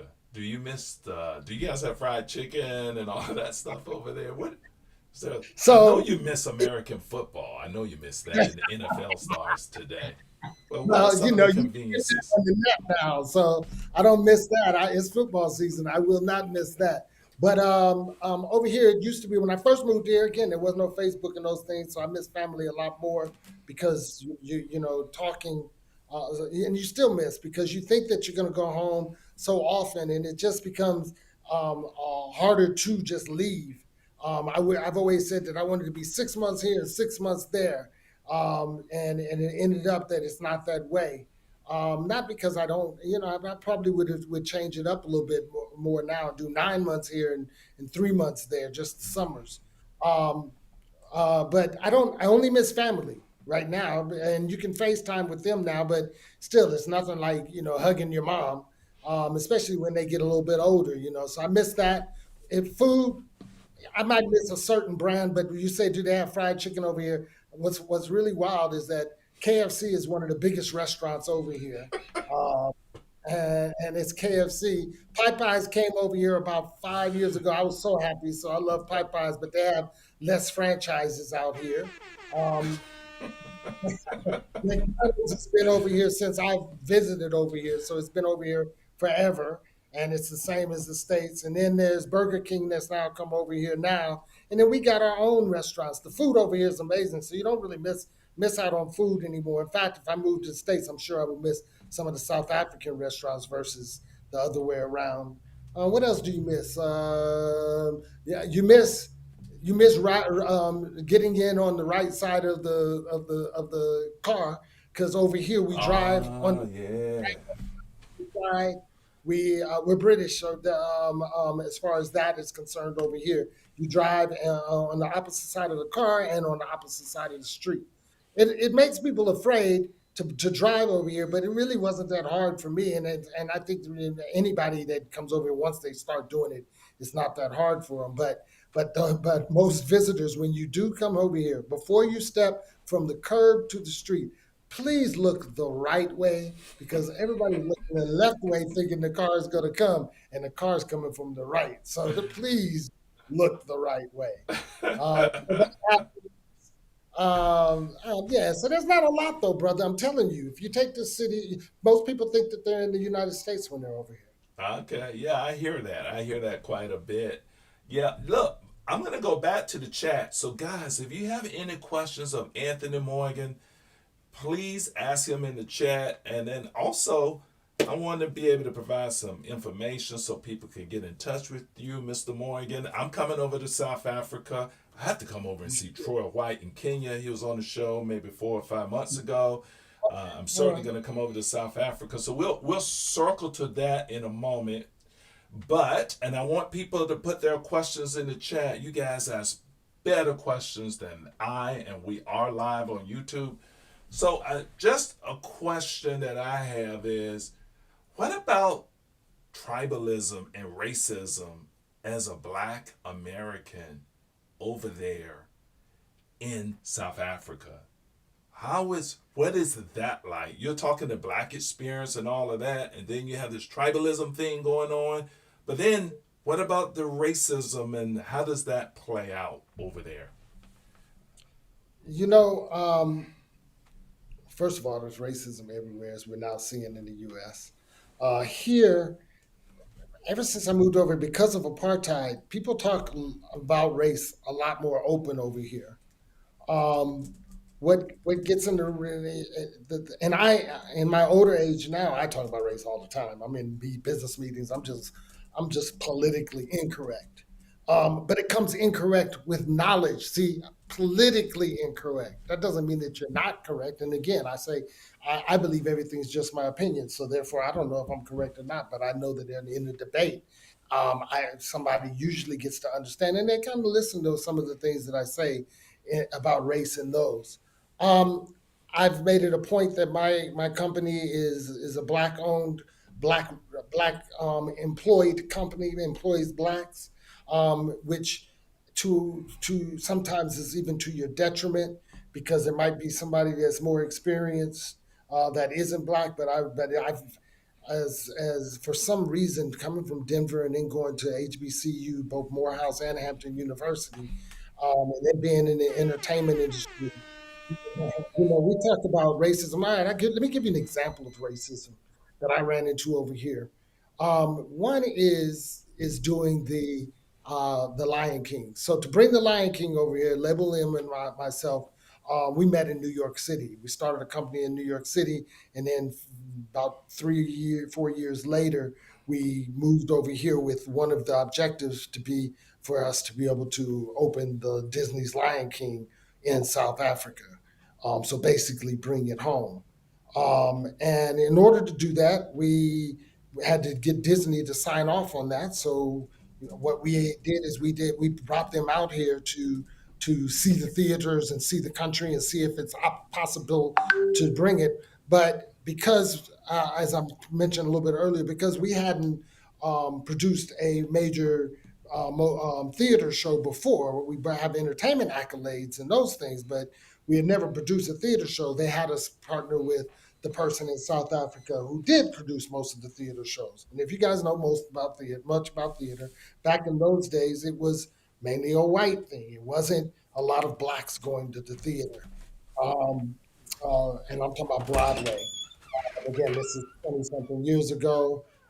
Yeah, they're starting to in the States, but over here, definitely not. So we basically had to partner with a white theater producer, and we were fine with that. But then you ran in and you start to see the behind the scenes of the industry, and I can tell you there was a lot that was going on. But I can also tell you that it wasn't just South African racism. We had to partner with Disney, so we were able to see some of the racism that came from that side. And it's unfortunate, but it's an experience that I grew from. That without it, I wouldn't be who I am today. I saw it on a scale that most people don't see it, and where you get the racism over here is more is that you they that all right. So when apartheid ended, the black government, meaning really the ANC and then the other ones that were here, but the ANC was in charge, meaning Nelson Mandela. Nelson Mandela had this vision to keep the country from bloodshed. He wanted to make it so that it didn't die with the change. So both economically and also people. So I commend him for that. I've met Nelson Mandela before he died a few times, but I commend him for that. But I also see his shortcomings, and the shortcomings was that the economics are still with the whites. So if you own the government, it means nothing if you don't own the economics. It means that you can make some legislation, but your legislation is probably going to go with the people who have the money, and those are still what they call white economic power. And the economic power from over here is on a world scale because look, the South African economics go way years, hundreds and thousands of years back. I don't know about thousands, but years back from America, meaning that there's resources that's been plundered from over here for years. And that resources weren't staying over here and being given to the black community over here. It was being given it was being taken, be it diamonds to Israel and Belgium, and be it other things to Europe and other places. And what if you Google, you'll see that some of the richest people in the world live over here in South Africa because they're the Oppenheimers. They're the ones that owned the beers that marketed diamonds to be for you to start getting married using a diamond. Don't fall for that. Get something else. Yeah, diamonds are beautiful, but diamonds are expensive unnecessarily. They're supposed to run out, right? Ain't they? Well, are they gone? They ain't going nowhere because it was a marketing ploy that they're going to be gone so many times. Yes, they should be. They should have a value, But the marketing ploy was to get you to buy them to get married to. One of the Mm, greatest marketing schemes I've ever seen or heard of in my life. You still go out and buy diamonds. But De Beers is a company that was owned by somebody that still lives in South Africa. So racism over here, it runs a little bit different. You'll see it in some of the things that you want to go and do or industries that you want to get into, but it's all changing now too, because um, so what I like to do at that point, and I get some flack for it sometimes, is equate it to American racism. We're seeing the racism that's happening in the states now. It's nothing like that over here. If you're the majority over here, mainly the racism that you're going to run into is economics. But if you're an entrepreneur and you're able to have things that you need to be able to that a vision in order to grow, there's way more opportunity over here that fortunately racism won't come into as big a play. Why? Because I'm producing and manufacturing I'm doing jewelry manufacturing over here, but we're exporting it where? To the world, United States and other places. So nothing gets in my, or I shouldn't say nothing, but things don't get in my way to be able to do those things over here. Is more as far as racism is concerned. Legislation can get in the way sometimes, and sometimes legislation in politics has racism built into it. It's a little bit different on that part of it here. That's the economic racism. The other racism that you see is that you are American, so you are different. There's tribal racism within the different tribes that are from over here. Zulus and Xhosas and the other Vendas and all of them have their certain feelings on what all of the different tribes are and who's better than that and who owns what. So racism goes back so deep that it's not just black white. It goes back where it's also black over here in Africa also.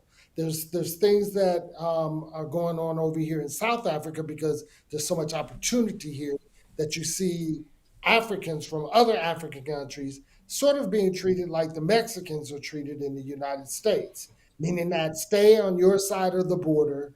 We don't want you over here. We want you're taking our jobs. And so therefore it becomes a problem with racism being African, black on black racism from different countries also. That goes on over here. Me personally, I don't get involved with any of it because I see bigger than that. So I got Somalian friends and Ethiopian friends and different friends. And they're entrepreneurs. They got shops full of clothes and different things that you can buy over here in South Africa, but they're not from here. But when they but the South Africans sometimes get a lot of times get jealous of that because the entrepreneurial spirits of some of the other African countries is at a high level, and they come here to be able to sell their wares and send money back home to their family. So there's different racism. When I talk about racism here, there's different ones, but it's nothing still like what I see going on in the United States. I don't have to worry about a policeman stopping me. More than likely, he's going to be black, and more than likely, he's not going to shoot me when I get shot. So I don't have to worry about any of that type of racism over here. It's yeah, just but different racism. it sounds like you guys do have issues, and I really appreciate you being transparent about that and very honest because oftentimes they try to make these countries look like a utopia, right? So I appreciate the honesty and transparency there. With all of that said, and it was somewhat complex what you explained, are you saying overall that South Africa, with all of that you just explained, is still better than America? American racism and American, or are you saying it is about the same? It's different, It's just you know. different. It's just But different. if you ask me that question, I would much rather deal with the racism over here than to deal with the racism That was my question. That was my question. I worry about my son who's in Denver, Colorado, driving down the street and getting killed just because. I see what happens and who backs and what's being said in the United States from a government being Trump era, as far as racism. They can call it whatever it is. There's racism going on in the United States that is unreal, Okay. unreal. It's Okay. getting ready to change and get even worse. So I'm telling you, my brothers from the United States, African American from the United States, I yeah, get way more calls now of them wanting to come and move over here. And I encourage it if you understand that you're going to have to probably be an entrepreneur.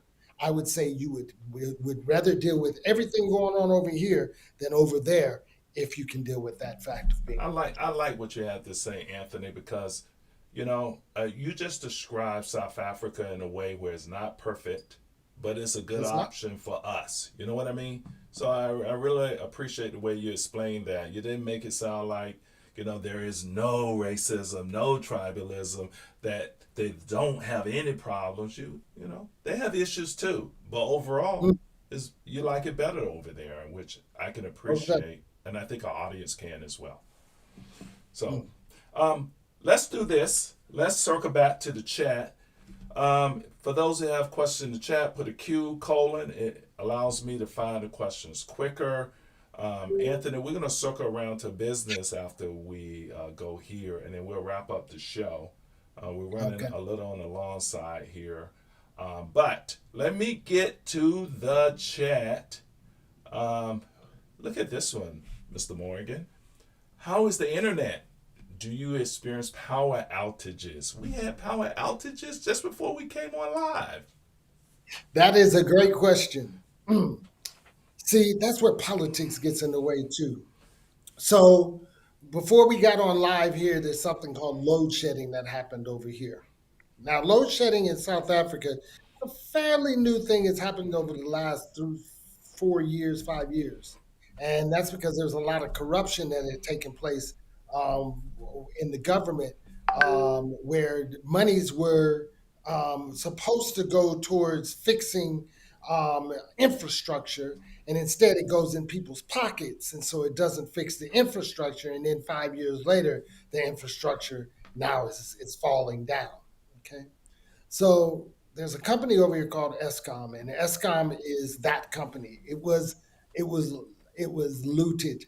Government and a entity looted it, and will say that I'll say that's a terrible thing. I always come back to the U.S. Trust me. There's a lot there's reasons that the U.S. has been in wars is because there's money that is being pilfered off. But that being said, that same thing happened over here, and it's happened over here, and that's the biggest problem with Africa, is that the people who run the government and that are in charge of the government do not do right by the people. We wouldn't have any poverty over here. We have enough resources in Africa in order for us to be able to live without outside help at all. Because if you can't make cell phones unless you're getting resources from here in Africa. If we kept those resources and the people were able to gain from those resources, you wouldn't have poverty. You've got diamonds, you've got gold, you've got all of these different things that are here. I think I'm getting a little bit off, but the question, just Sleepy, so I make sure I answer it.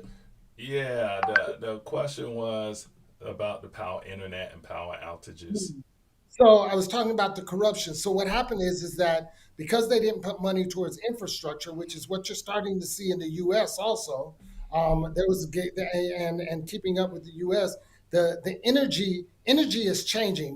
There's so many more people in the world right now that you must have the infrastructure in order to be able to give those people power. Power just doesn't come just because it comes. Now, what happens over here is that there's legislation, meaning politics, that stay in the way because there's solutions out there to give you energy so that you don't have this thing called load shedding. Load shedding means that for the last 4 years, that out of a month, maybe 4 days, and some months none, you might have no you might have rolling blackouts, is what they call them. They're talking about that in California now because of the heat. It can't maintain, the infrastructure can't maintain the needs of all the people and also the heat. So you get that over here also. And what they do is that they do load shedding. So that's where you either have to have a generator, or that you go without lights for a 2 hour period while there is load shedding going on. Okay. Again, I like to bring the negatives back to the positive. The positive is there's opportunity for energy investments over here. I've got one myself that I'm pushing that I know that even the United States needs. It's hydrogen.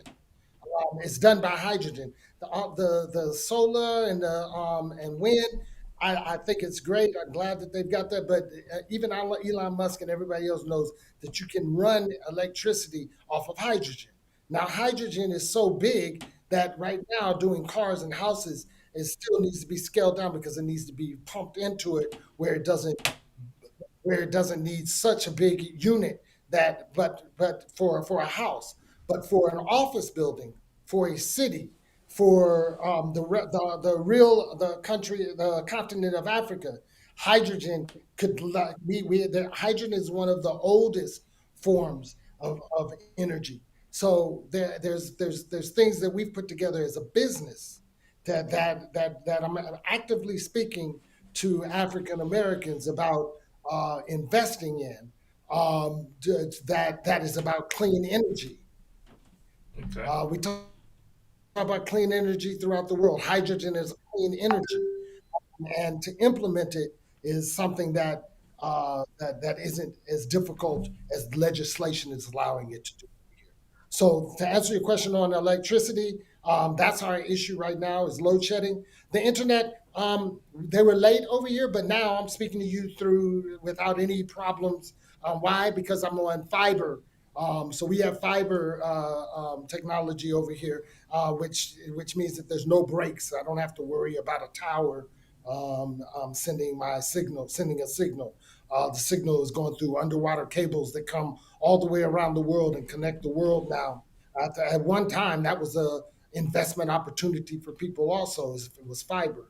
Now it's pretty much regulated here now, but at one time when I was here, fiber was an opportunity.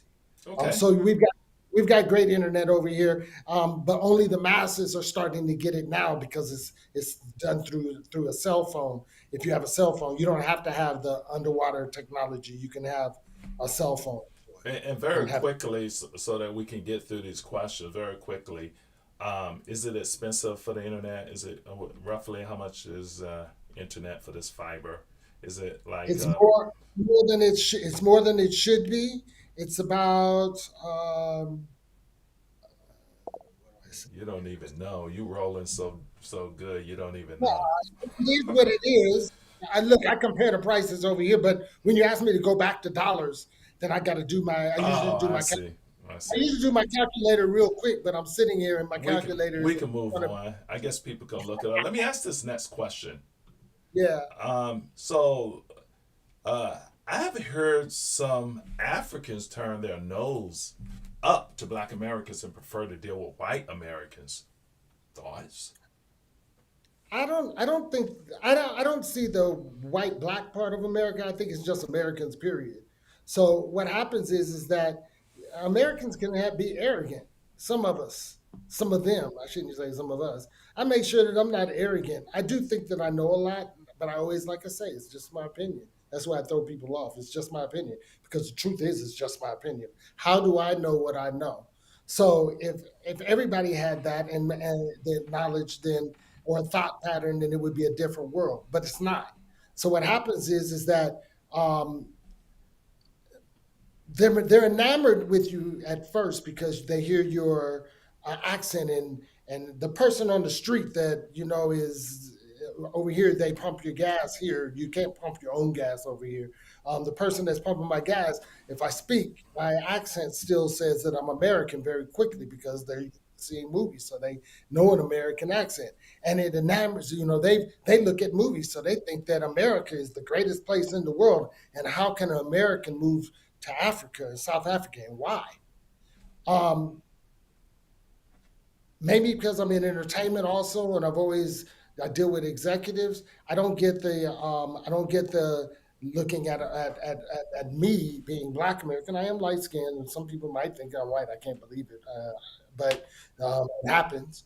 But they look at white people different here. It's not just Americans, and most of the time, if you look a little bit different, some of them in some areas they haven't even seen a white person. I told you I drive everywhere, so they might see me different and think that I'm a white American. But And you then just said they look at whites differently. What do you mean they look at whites differently? so I don't know what I was meaning by that, except for they might if they see you and you're white, they may not have ever seen a white person before. In some areas, not in the Yeah, major I mean, metro. you're in South Africa. There's white people all over in South Africa, from what I hear. Yeah, and again, things have changed, but there's a lot that haven't still. There's a lot that haven't still, but that's changed a little bit in South Africa too. Over the years, sometimes I go back to my thoughts 20 years ago. But yeah, I think that I don't worry as a Black African coming over here and people not liking you because you're Black African. What will happen is that they economics will get in the way, and people instead of people sharing and wanting to grow together, you end up then wanting to do being in competition with you. And Ah. that competition happens everywhere in the world. We need to work together in order to grow everywhere in the world. It happens in the States too. So I got a question along those lines from Google Me. Says so. There's tribalism and racism hierarchy. What would it take for American nations? Oh, I screwed that up. African nations to unite. So what Okay, would it what take? economics? There should be an African currency. If we had an African currency that, in order to buy gold, in order to buy cobalt, in order to buy all of these resources that are here in Africa, if you had to pay, instead of using the US dollar, you had to pay with an African currency, But what about the rand? I thought the rand you, was African. that's a country. That's a country. Nigeria has their own, Congo has their own, and everybody, all the economics. If you want to buy gold and diamond, you buy in dollars. Ah, so That's so what's the rand? I thought that was your currency. What do you yeah. mean? But if you in the world, the dollar, see, that's a bigger thing than just South Africa. The dollar is the currency of the world. If you want to buy gold, if you want to buy oil, you must pay in the US dollar. Even That even even over there. so first of all, those things are regulated. So you can pay in rand, but it's going to be based on a dollar price. In order for it to make the money back, it usually goes to where America, which is done by the dollar. And if it's sold to somebody in another country, it's going to be sold in US dollar, not in rand. It would be Okay. sold in US dollar. You would pay me in US dollar. It's the way that the world has set it up so that oil, and it's the all right. Let me give this example. It's the one reason that I believe, and again, my opinion, that Gaddafi was assassinated. Gotcha. And unfortunately, a brother named Barack Obama is the one that went and killed Gaddafi. I personally know that he was trying to come out with an African currency, Yeah, yeah, and everyone knows that. Yeah. that, that he had so much gold that it was a threat to the world. Because if you, that's the other currency of the world is gold. Where does gold come from? It comes from Africa. Oh, What else is I'm gonna pivot from that, Mr. Morgan, before I get in trouble on these YouTube streaks. You are let me get keeping it so real that I'm getting scared. Let's. you in trouble? So, yeah, we answer that question there. So, what would it take for African nations to unite? You explain that real quickly. Is there a property tax applied for homes in Johannesburg? I ask because I'm looking at these luxury homes now online. Beautiful. Okay, so yes, there is property tax, but that property tax is paid monthly here um, um, on your utility bill. Um, they're next to nothing. It's nothing. What's next to nothing? 700 rand. What's that again? It's less than $50 a month. 20, probably more like $25 a month. It would be a property tax. When you buy a home, you do pay different taxes and those kind of things in order to purchase the home, but those are set up just like administration fees and those kind of things that are done in the states also. Okay. So don't look at the price of the house and then be worried that you're going to pay so much in taxes that you shouldn't buy the house. No, it's not like that Yeah, at all. taxes here in Seattle is crazy. I actually pay for my home $7,000 a year. So yeah, it's crazy. But yeah, my house is now valued right at $1 million. So I guess I don't know. But let's do the next question here. Q. Question: is there solar power systems in place in Johannesburg with all of that sunlight? So yeah, they've got so what happens is that with load shedding, the one way that they're going to get out of doing load shedding is that they've opened up legislation so that private parties can now give to energy towards the grid, which then gives energy towards the country, and then makes money for the person that's giving the energy towards the grid. It's been legislated that it can't happen that way for so long for economic reasons, my feelings. Um, the now is because clean energy is a thing in the world for climate change, which is needed, and I agree with. It's There's different loans that come into different countries to help you to do climate change. One of the loans is coming from the United States to South Africa to get us off of coal. Right now, the energy is done is dirty because it's coal energy. So, in order to get off of coal, the U.S. has given grants to people or given a fund to the South African government for solar power and wind. The unfortunate part about that is I believe that solar power and being in the energy game and understanding what hydrogen can do is no comparison. They should be giving money to hydrogen, and everybody in the whole continent would have energy, and there wouldn't even be a need. There would be clean energy, and there wouldn't be a need for solar power. But it would always have its place, and that's what they're funding right now. So to answer the question, most definitely. All right. Shout out to Keith Jenkins in the building. Um, and hey, shout out to E Miller in the building down in San Diego. I appreciate it. Here's another last question before we segment on to the business side and out of here. And did you see that question there? Are they big on elderly care over there for us middle-aged people living over in South Africa? If you can retire and have funds from the states to be able to live off of, your monies will go hundreds, thousands of times further over here. Yeah, Um, yeah, I hear um, that. the one thing I would say is if you can retire over here, you should retire over But here. what about the health care? What about the health care and the quality of the health care and cost? Healthcare is A1 over here, but of course there's specialists sometimes in the States. But if you go to the hospital, you're not first of all, the first heart transplant was done in Cape Town.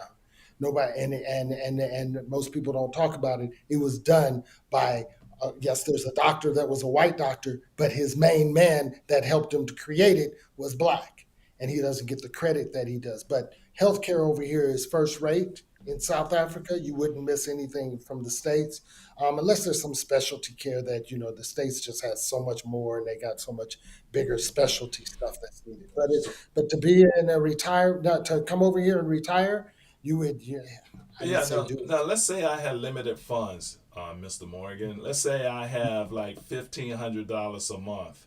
Can I live comfortably with $1,500 a month on a kind of fixed budget, or would you need like 2 grand or three to just? I'm not saying ball out of control, but just live comfortably in a 1 or 2 bedroom situation, and a maid. Gotta have that maid, dog.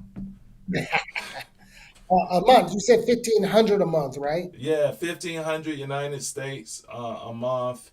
Um, maybe because there's a big segment in the United States that when they retire, they're Hmm. gonna make maybe 15 to 2,000 a month. Where that seems like not enough money here, the way inflation is going in the United States, but would be Hmm. very attractive in some overseas places if you have good health care as well. So So that's about 20,000 rand a month. For 20,000 rand a month, your mortgage, if you bought a house, or let's do rent because yeah, let's do rent's rent. good. So rent, you would have a two-bedroom. You could do a two-bedroom apartment, and you would pay about 6,500 of that. You would hold on, I've got a decline call. Sorry, guys. Um, you would have 6,500 of that would go towards your rent. Your car is where you start to get expensive if you want a big car. See, and people from the states are used to driving bigger cars and nice cars, and it doesn't cost so much. But if you wanted a BMW, you're talking about 10,000 of it. So you wouldn't do that with that amount of money. You could do a VW Polo, Kia, Hyundai Kia, or something like that, and you would Yeah, spend about another 4,000. That includes insurance. So now you're about 10,500 rand, and you've got 10,000 rand still left over to be able to eat.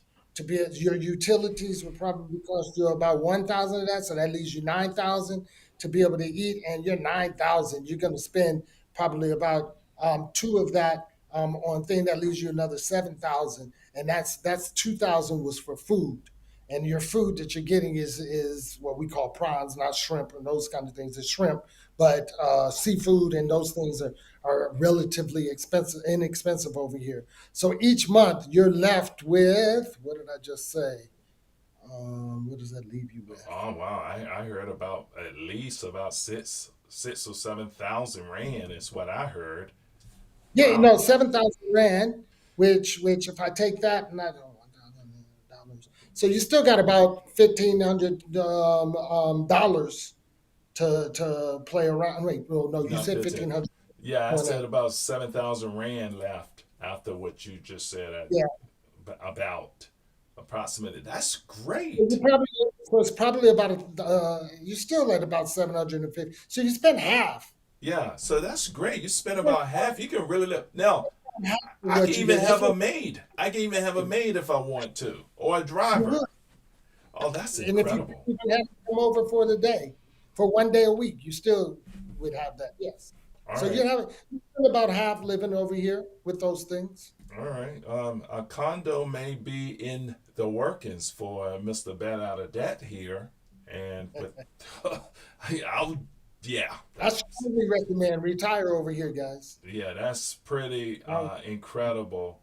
All right, so looks like we're out of the questions here, and Mr. Tony Morgan, Anthony Morgan, let's kind of round things up on the business side for those who are interested maybe in living over there and you know, let's talk about how you afford to live overseas and how much a non-retirement person, a foreign person, how they would do it. One thing I know you do to generate income is to run your own business. So, how long have you been running your own business there, and exactly what do you do in your business to generate income? Just to be more specific for those who want to follow your blueprint, and maybe some advice for those who want to generate income and actually be inspired to come over there. mm. So I come from the entertainment industry, so I still have the entertainment stuff. COVID hit me kind of hard because it was live. I focused on the live event side, where I was doing live events and tours with artists, not just from the United States, but tours with artists over here in South Africa. So COVID hit that business pretty hard. So I had to reinvent myself on that part of the business. But throughout, there's opportunities outside of those businesses. One of them is training. I do training, and I do training for the youth, be able to give them training in different industries, not just entertainment industry, in different industries. So for the wine stuff. I have a whole thing where I've done exchange programs with that, and can get paid as a company to do that. That's what my heart is. That's what my purpose is. My purpose is growth. My purpose isn't for me to just grow. My purpose is for everybody to grow. So I found myself, as being a manager, that's what you do. You grow the artist. You may be growing yourself also, but you're growing the artist. Um, and I find myself in my older age. That's what I've always done. My. I would much rather have a few houses than have a whole bunch of cars. I like to wear nice clothes, but I don't have to wear the designer name. So I find myself in saving and investing in that way, and then you invest in property. That's what I've grown up with, and that's what I see as the investment opportunity for me. I've always been afraid of the stocks just because I don't know it. That's why I'm here with Sleepy now. Yeah. Teach me. Let me get on your show. Let me find out let me go look at some of the things that you're doing this show for. So I know we didn't talk much about that on this one. That's just because that's not my Yeah, do knowledge what you base. know, brother. Do what you know. Continue. You for that. But yeah, so but my business right now is about taking people opportunities. There's a few opportunities, big opportunities, and then looking at my African American brothers, some of them who I grew up with now are billionaires, me and Jay-Z and Puffy and all of those people, and then even some of them like Robert Smith, who went to high school with me, who's the richest black Oh, D. Robert African. Smith from Morehouse? He went to well. He didn't go to Morehouse. He gave Morehouse. He paid the kids tuition for Oh, yeah, he Morehouse. paid the. I thought he went to Morehouse because he paid the No, kids' no, no. tuition He for a never went to year. Morehouse. He did that because he wanted to do that. He never Ah, went to a HBCU, but he he went to went to high high school with school with you. Okay, he continue. grew up with me. But that being said, a lot of those people are out there. Let me present opportunities in Africa that make sense for them to look at as investment over here. And there's a number of those things that are in the works, not just here in South Africa, not just definitely not in entertainment, more in the different fields. And like I told you, I've got clean energy opportunities. I've got film and entertainment opportunities. I've got different opportunities for in different industries for people that are interested in doing business in Africa, which there's a lot of opportunity. Yeah. So, what about the common folks like like normal folks like us? Like I'm talking about like me, not like you. What kind of things can they do? And for us who have graduated from university, from college, what kind of degrees translate well over there to work and generate income? Um, there's a lot of knowledge that people would love to have, companies would love to have. So first of all of the huge amount of American companies have their base here in South Africa. So if there's Coca-Cola or Microsoft or any of those, all of those companies are here. Cisco, all of them are here in South Africa.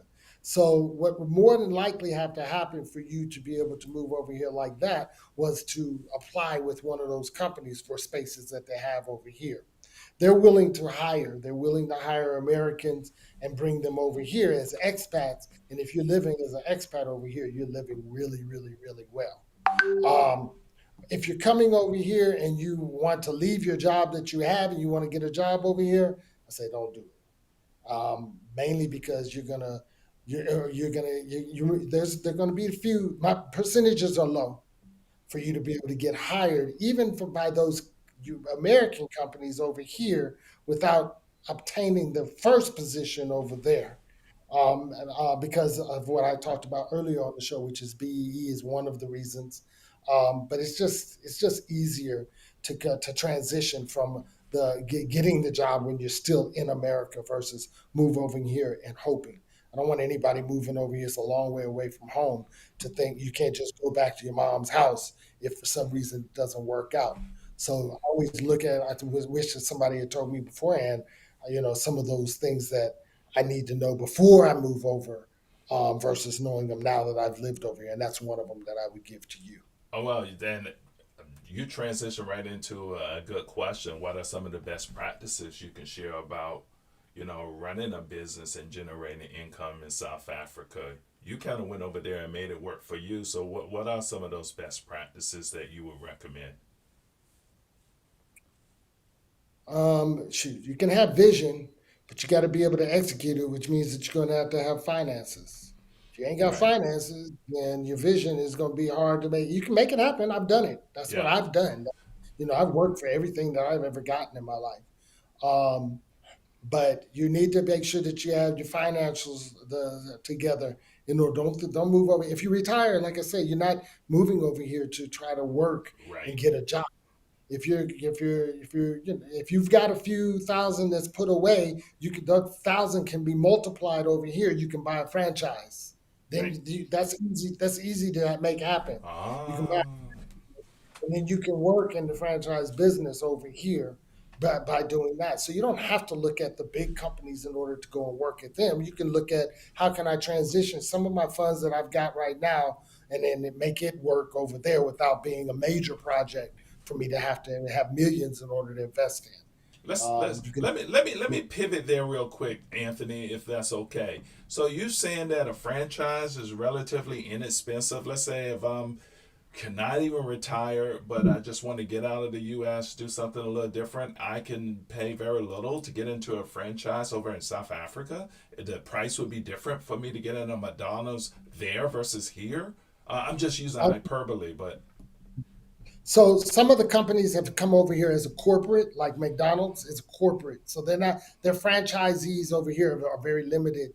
They pretty much went with a company that's already over here, and then that's their franchisee that then now puts out all of these McDonald's, or the same thing with KFC that puts out all of these KFCs. But there's other ones. There's other company restaurants. There's something that's called Nando's. oh, I Nando's love Nando's, dude. I love Nando's. I eat there, Nando's and when I go to London for business, I eat there. Also in BC, in British Columbia, I eat there. Great chicken. Yeah. So DC has one. They don't have a lot of branches in the States, but Nando's is a restaurant that's a South African restaurant. What it is it's flame grilled chicken. Yeah, But the sauce is that Portuguese, and sauce is Portuguese over here crazy. big, so it works well in the rest of the Americans that come over here. When I have to feed a lot of people, I get them Nando's or I get them chicken licking. Chicken licking isn't KFC. You can buy a chicken licking franchise, but it's the Americans over here when they get chicken licking or Nando's, that's all they want. They're like, please give me some more But chicken you licking. saying it's reasonably priced to get in a franchise there if someone was like lower middle age and not like higher middle age, if you will. Correct. And Okay, you have to have some upfront funding. right. Not It would be a lot less because your dollar goes a lot further here. It's a lot less than a franchise cost over there anyway. And then over here, you can get additional loans in order to Oh, you can fulfill actually your get franchise. loans over there too. That's cool. So when my son gets out of college at the Howard University, maybe we'll take him over there and set up. Very, very, very interesting. But I cut you off. I want to pivot to the next question. Any questions in the chat? I'm going to prioritize them in a moment and come ask before we wrap up the show. So, anything else along that? Because I cut you off a couple of times there, Anthony. No. I was good. I think I said what I was saying is that there's those kind of opportunities, franchise opportunities. Um, Opening clothing stores and stuff like that can happen over here a lot easier than it can there. It's a need for it. It's growing. It used to be a real need for it, but the conglomerates kind of come and move people out. But now there's a pushback to the more owner one owner stores that are coming up. So you can do things like that. The opportunities over here are mainly bigger opportunities that you may have a little bit more funding. Because if you're just moving over here, like you're moving from Los Angeles to New York, if you're not working for a company, it's kind of the same thing. You got to set yourself up. What you're going to set yourself up doing? Yeah, You're going to either franchise or you're going to try to open up a store or yeah, something like that. It's yeah. no different over But here. It's no are different. they following our fashion? Like, let's say, for instance, if I were to come over to South Africa, I'm not a fashionable guy. Are they Yeah. biting my, striped shirt I'm wearing, which may not be fashionable here, but are they following us? Do we have clout That's when we open a store? How That's a does good question. I call myself always thinking I could dress a little pretty good, and I've been told that a little bit. I find myself when I go to the U.S. now that I do not buy things in the U.S. It can be cheaper, some of them, but the clothes over there, you guys, I got all of my oversized shirts and suits and all of that stuff. I got all of it tailored. So now my Versace that I ever bought, which I've only bought a few, but they're all tailored to be European. And the European look over here is what I feel is fashionable. So therefore, I believe that the South Africans even dress nicer than some of the Uh, so they're not following my striped shirt. I can't make money off of this look. I You know, got you. there's something to do, but you know where I buy? I don't even buy at the big stores. I buy from the immigrants that have brought things in from other countries Yeah, into South Africa, and they have a place. People, when they hear this, going to be they're going to be like, "You go down a small street and buy things," because you would think that it's like China Mall, kind of that kind of thing. No, it's the if you go to the right stores, you've got the right clothes for way less than it costs in the U.S. yeah, So I I buy got my you. thing. Gotcha. Okay. All right. So I think you answered that question really well. And, just before we pivot back to the chat and answer any questions that may be there, do you have any other investments that help you generate income? You say you don't do the stock market. Do you do crypto as well? I Uh, don't know it, dude. That's where I show my age. You know, I don't. I'm used to real estate. Okay, I can see that. yeah. I'm used to the things that I can see. I tried stocks for a little while, but I don't. When you don't play for the long term, you get scared when they start to go down. You take your money out, and that's what I did. That's where you mess up. I don't understand, so I don't try to play where I don't know. Hey, Miss Jan said I would use my paralegal degree or dental assistant degree over there. Maybe. Yeah, most definitely. Miss Jam looked like she wants to come to South Africa. Come She's visit. yeah, Come visit. she's talking that I'll life. come and visit. I will make sure that I tell you everything to do before you even get on the plane, so that you have a well scripted vacation and holiday, and you can come see what the opportunities over here are. Yep. And so if I want a Chipotle, it's a go. I don't think so. I don't know. Chipotle is a big No, we got Chipotle multinational over here. company. Oh, yeah, oh, Chipotle the franchise. You know, that's the one franchise that needs to come over here. They need a Ooh, Chipotle there over you here. go. Come on, Google me. let's Google do it. me. You Let's might do have to it. beat me You over there. you know You what maybe happens? you and I can get together. You know Google what me, and we can open one. You know what happens is you can't open one. You got to have the infrastructures, because they're not going to let you use all these big franchises in the states want their. So McDonald's actually ships their bread, even though we got way better bakeries, in my opinion, over here. They actually ship their bread so that it's the exact bread that's in the United States. So you must have the infrastructure. Pizza Hut over here tastes like Pizza Hut over there because it's made the exact same way. How is that done? I had some experience with it in Angola. If you're not able to put together the factories and those kind of things, then it's hard to open a new franchise that's not already over here, or one of the South African franchises. So what you need to do is look at those, because if you're going to try to bring a Chipotle over here, you're going to have to bring over their infrastructure and get it set up over here, which means that usually it's a major investment, which I look at, because then when you get that franchise, then you must come out with 200 stores. You can't come out with just one Ooh, store. You ooh, have to start franchising, and that all comes from the United States. yeah. That they stipulate that if we're going to go into your country and Africa, you must invest bigger than just one store, because you must have all of the different things that you need behind the scenes in order to make that one store work. Definitely. All right. Well, um, I don't know. Go Google me. And I'm not sure Nando's, we're gonna see, be able. Nando's is here. I See, don't but know. that's what I was saying. Troy, what I was saying is that the Nando's is already here. The infrastructure is already there. So to get a Nando's franchise is not that hard. Okay. It doesn't cost that much. Don't think that you have to bring something from the United States over here. We've got here that you can then look at the opportunities from So it's what we really want. kind of leveraging your relationship, a couple of business people getting together, forming that partnership, and kind of making it happen, right? No, No, to open a franchise here. Let's say that you're opening. Let's just keep using Nando's. That's one that you'll see could be done. So if you're opening Nando's and they allow franchisees, you're just going to them and saying, "I want to open this one store." If I want to open this one store, I'm saying that it's cheaper, and your amount that you have, that your nest egg that you have in the States, if you decide to put it into a franchise, it's going to cost you a lot less than it costs in the United States. I'm talking about a lot less, but we have to go into specifics if we Yeah, use a specific gotcha. company. Well, I think you It costs sparked enough interest. I think you sparked enough interest there, brother, to at least have people look into it. But go ahead. exactly. So that's what I'm saying. And then you take that nest egg and you look at a franchise opportunity over here. Then that we were talking about people without the millions or the hundreds of thousands to be able to come over here and move. I came over here. I had a nest egg. I was able to, but I decided to stay in the entertainment industry with my nest egg. I didn't go and do franchise at the beginning, and I probably should have. I did some real estate, and that's where it made sense for me at the time.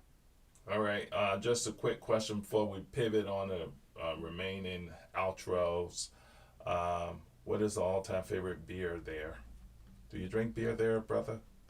I find myself no longer drinking the. So I've liked. I used to like Heineken. I've never been a Budweiser person, but I used to like Heineken, and then I went into what's the other one? I can't remember what the name is. It's one of the other big for imported beers. And then I got to something called Black Label, and Black Label is what the black people over here drink, Oh, Black and they Label. Interesting. like Black Label, but it's a very good beer. It actually comes from Europe, but it's interesting you talk about beer. The biggest company in the world at one time, well, not in the world one time, the biggest beer company in the world at one time was SA Breweries, which was South African breweries, and then they went up to against Budweiser, and it ends up AB InBev, which is Budweiser, decided to come over here and merge with them. So now AB InBev is the biggest companies only through the merger with only in the world, only because of a South African company, which was South African Breweries. South African can drink some beer and, and alcohol All over right. here. Okay. Unfortunately. All right. So, hey, guys, get the lights up, ring the bell, subscribe. If you're getting value from this content, please like the video and please continue to support the show. We appreciate you being here today, and hopefully you're getting what I'm getting from all of the information I'm getting from Mr. Anthony Morgan here. If I do not see anything else in the chat, I think we're going to just go with a final round of a few questions here before we wrap up. I will monitor the chat in case someone has some questions, but let's just round out the show with what is the most rewarding part about living in South Africa, my brother? I mean, you're living that dream, so what is the most rewarding part? Quality of life. Quality of life over here is just you have to do it in order to understand it. Most people who are American that live over here, they say the quality of life over here is way better than in the United States. Why? Because you don't have to work so hard just to be able to make a buck. Two, you've got the amenities of living over here, and it costs less. And three, you've got the country and all the beautiful things that you're able to go and do throughout the country and around Africa. That the quality of life over here is what everybody really loves about living in South Africa. Gotcha. Okay. All right.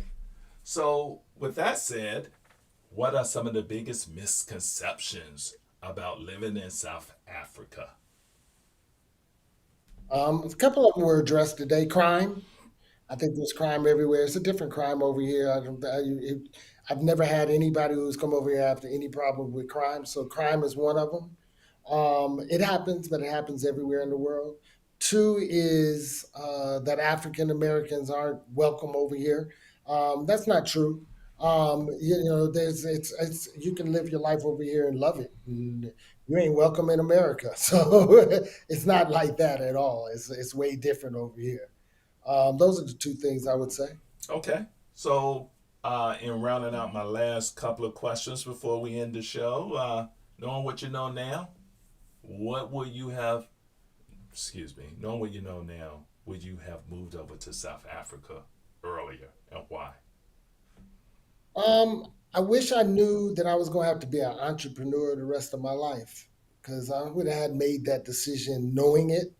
Um, it's not an easy life, hey. You've got to always be on your toes. I'm still working. I'm at 60, whereas I would much rather be just sitting on a beach relaxing. Hmm. But that also comes with knowing how to make money, and that's what this show's about, and that's why I look at this show. So that's where I'm at now, But I've always been that person that was some grow other people. So I've made a bunch of billionaires, and I'm just a millionaire. Now I need my billions. Yeah, man, we need that B on that title.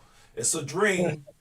We all want to be there someday. Any encouraging words for those who may want to follow your footsteps there, Mr. Morgan? I try to be honest when I talk about South Africa, but you see, I keep beating up the United States when I'm honest about South Africa because I want you guys to come over here and experience it. And anybody who really wants to move over here and look at the opportunity, you don't have to even move over here. My business partner she has a place over here, but then she lives in other countries also, and states being one of them. Young African American, 29 years old, female, is my business partner for my jewelry manufacturing and training business, who came over here and we're making it happen. So there's opportunities, and that's what I want people to do. I want them to come and look over here. I strongly recommend, even with me, all the real stuff that I tried to give you about the states. I tell you, it's for me, it's 10 times better over here. Yeah, okay. Any shout outs on any current projects that you're working on or themes you have in the works that you want to share before we wrap up the show? Clean energy. That's what I talk about. Clean energy, and I've got jewelry manufacturing that's coming. There's lines. I've made that a business where it's not about me putting a ring in the local jewelry store. It's about me partnering with. Could you imagine Rihanna having a Fenty jewelry manufactured line that comes out of Africa that makes it bespoke to what she feels and wants to sell to her clientele? That's what I'm doing right now and then there's another one called the Gina White collection, which is my business partners, and that's her collection. And we're manufacturing and beneficiating from over here. That's where the diamonds, that's where the gold come from. So why not make it over here? And that's what we're doing here now. How can people get in touch with you, Anthony? You can get in touch through, let's see, the best way to, WhatsApp is what everybody uses over here, but that means I need to give you Well, I my tell you WhatsApp. what, people can leave a message on the channel here in my Mhm. comment section. And when you leave a message here, I can forward it over to Mr. Anthony Morgan. And And I'm on LinkedIn, I'm on Instagram, I'm on all of yeah, those, but you're if easy to find, bro. I mean, just Google you. You can be found. yeah, I don't hide from that. I think the world knows everything about everybody. So if you need to reach me, I'm on Instagram, LinkedIn, all of those different things that people use Yeah, as a Mr. media. The way see you, what's going on with you, I just go Google Anthony Morgan, South Africa, and, you pop up, your Instagram and all of that stuff pops up. So, But you can get my information when we get off. yeah, yeah, they can All leave a right. comment. I got your information anyway. So, I mean, we hit. But, yeah, they can Google you. I think that's it, good brother. I mean, we had a great show. I Cool. really appreciate you being on, brother. I mean, I think I know South Africa a lot better now. I hope so. I hope so. Yeah, so hey, this has been the Bet Out of That show. We call this show the Bet Out of That show because when you place a trade, it's called placing a bet, which is a metaphor for investing. And hopefully it's a winner one to keep you out of that. Our show is normally Sunday mornings at 8:15 a.m. Pacific time. We do have periodic breaks, but hopefully you got as much as I did out of this show. I want to thank our guest, Anthony Morgan, for coming in and just going in on South Africa, and those who were in the chat and asked some brilliant questions that I could never think of. And so we'll see you next time on the Bet Out of That show. Take care and have a good one. And go Dallas Cowboys. I know I'm going to get some hate in the comments for that. Yeah, I know. Bet I'm out of debt. I'm cool in the gang. You remember? Broke days and nights off in Virginia. You deny like homie, you ain't a member. Now I'm the president rolling down my window. Credit score check. Tune in, check to see what's next. Now bet out of debt. Yeah, health, wealth, and sex. Living way above getting checks. Yeah, bet out of debt.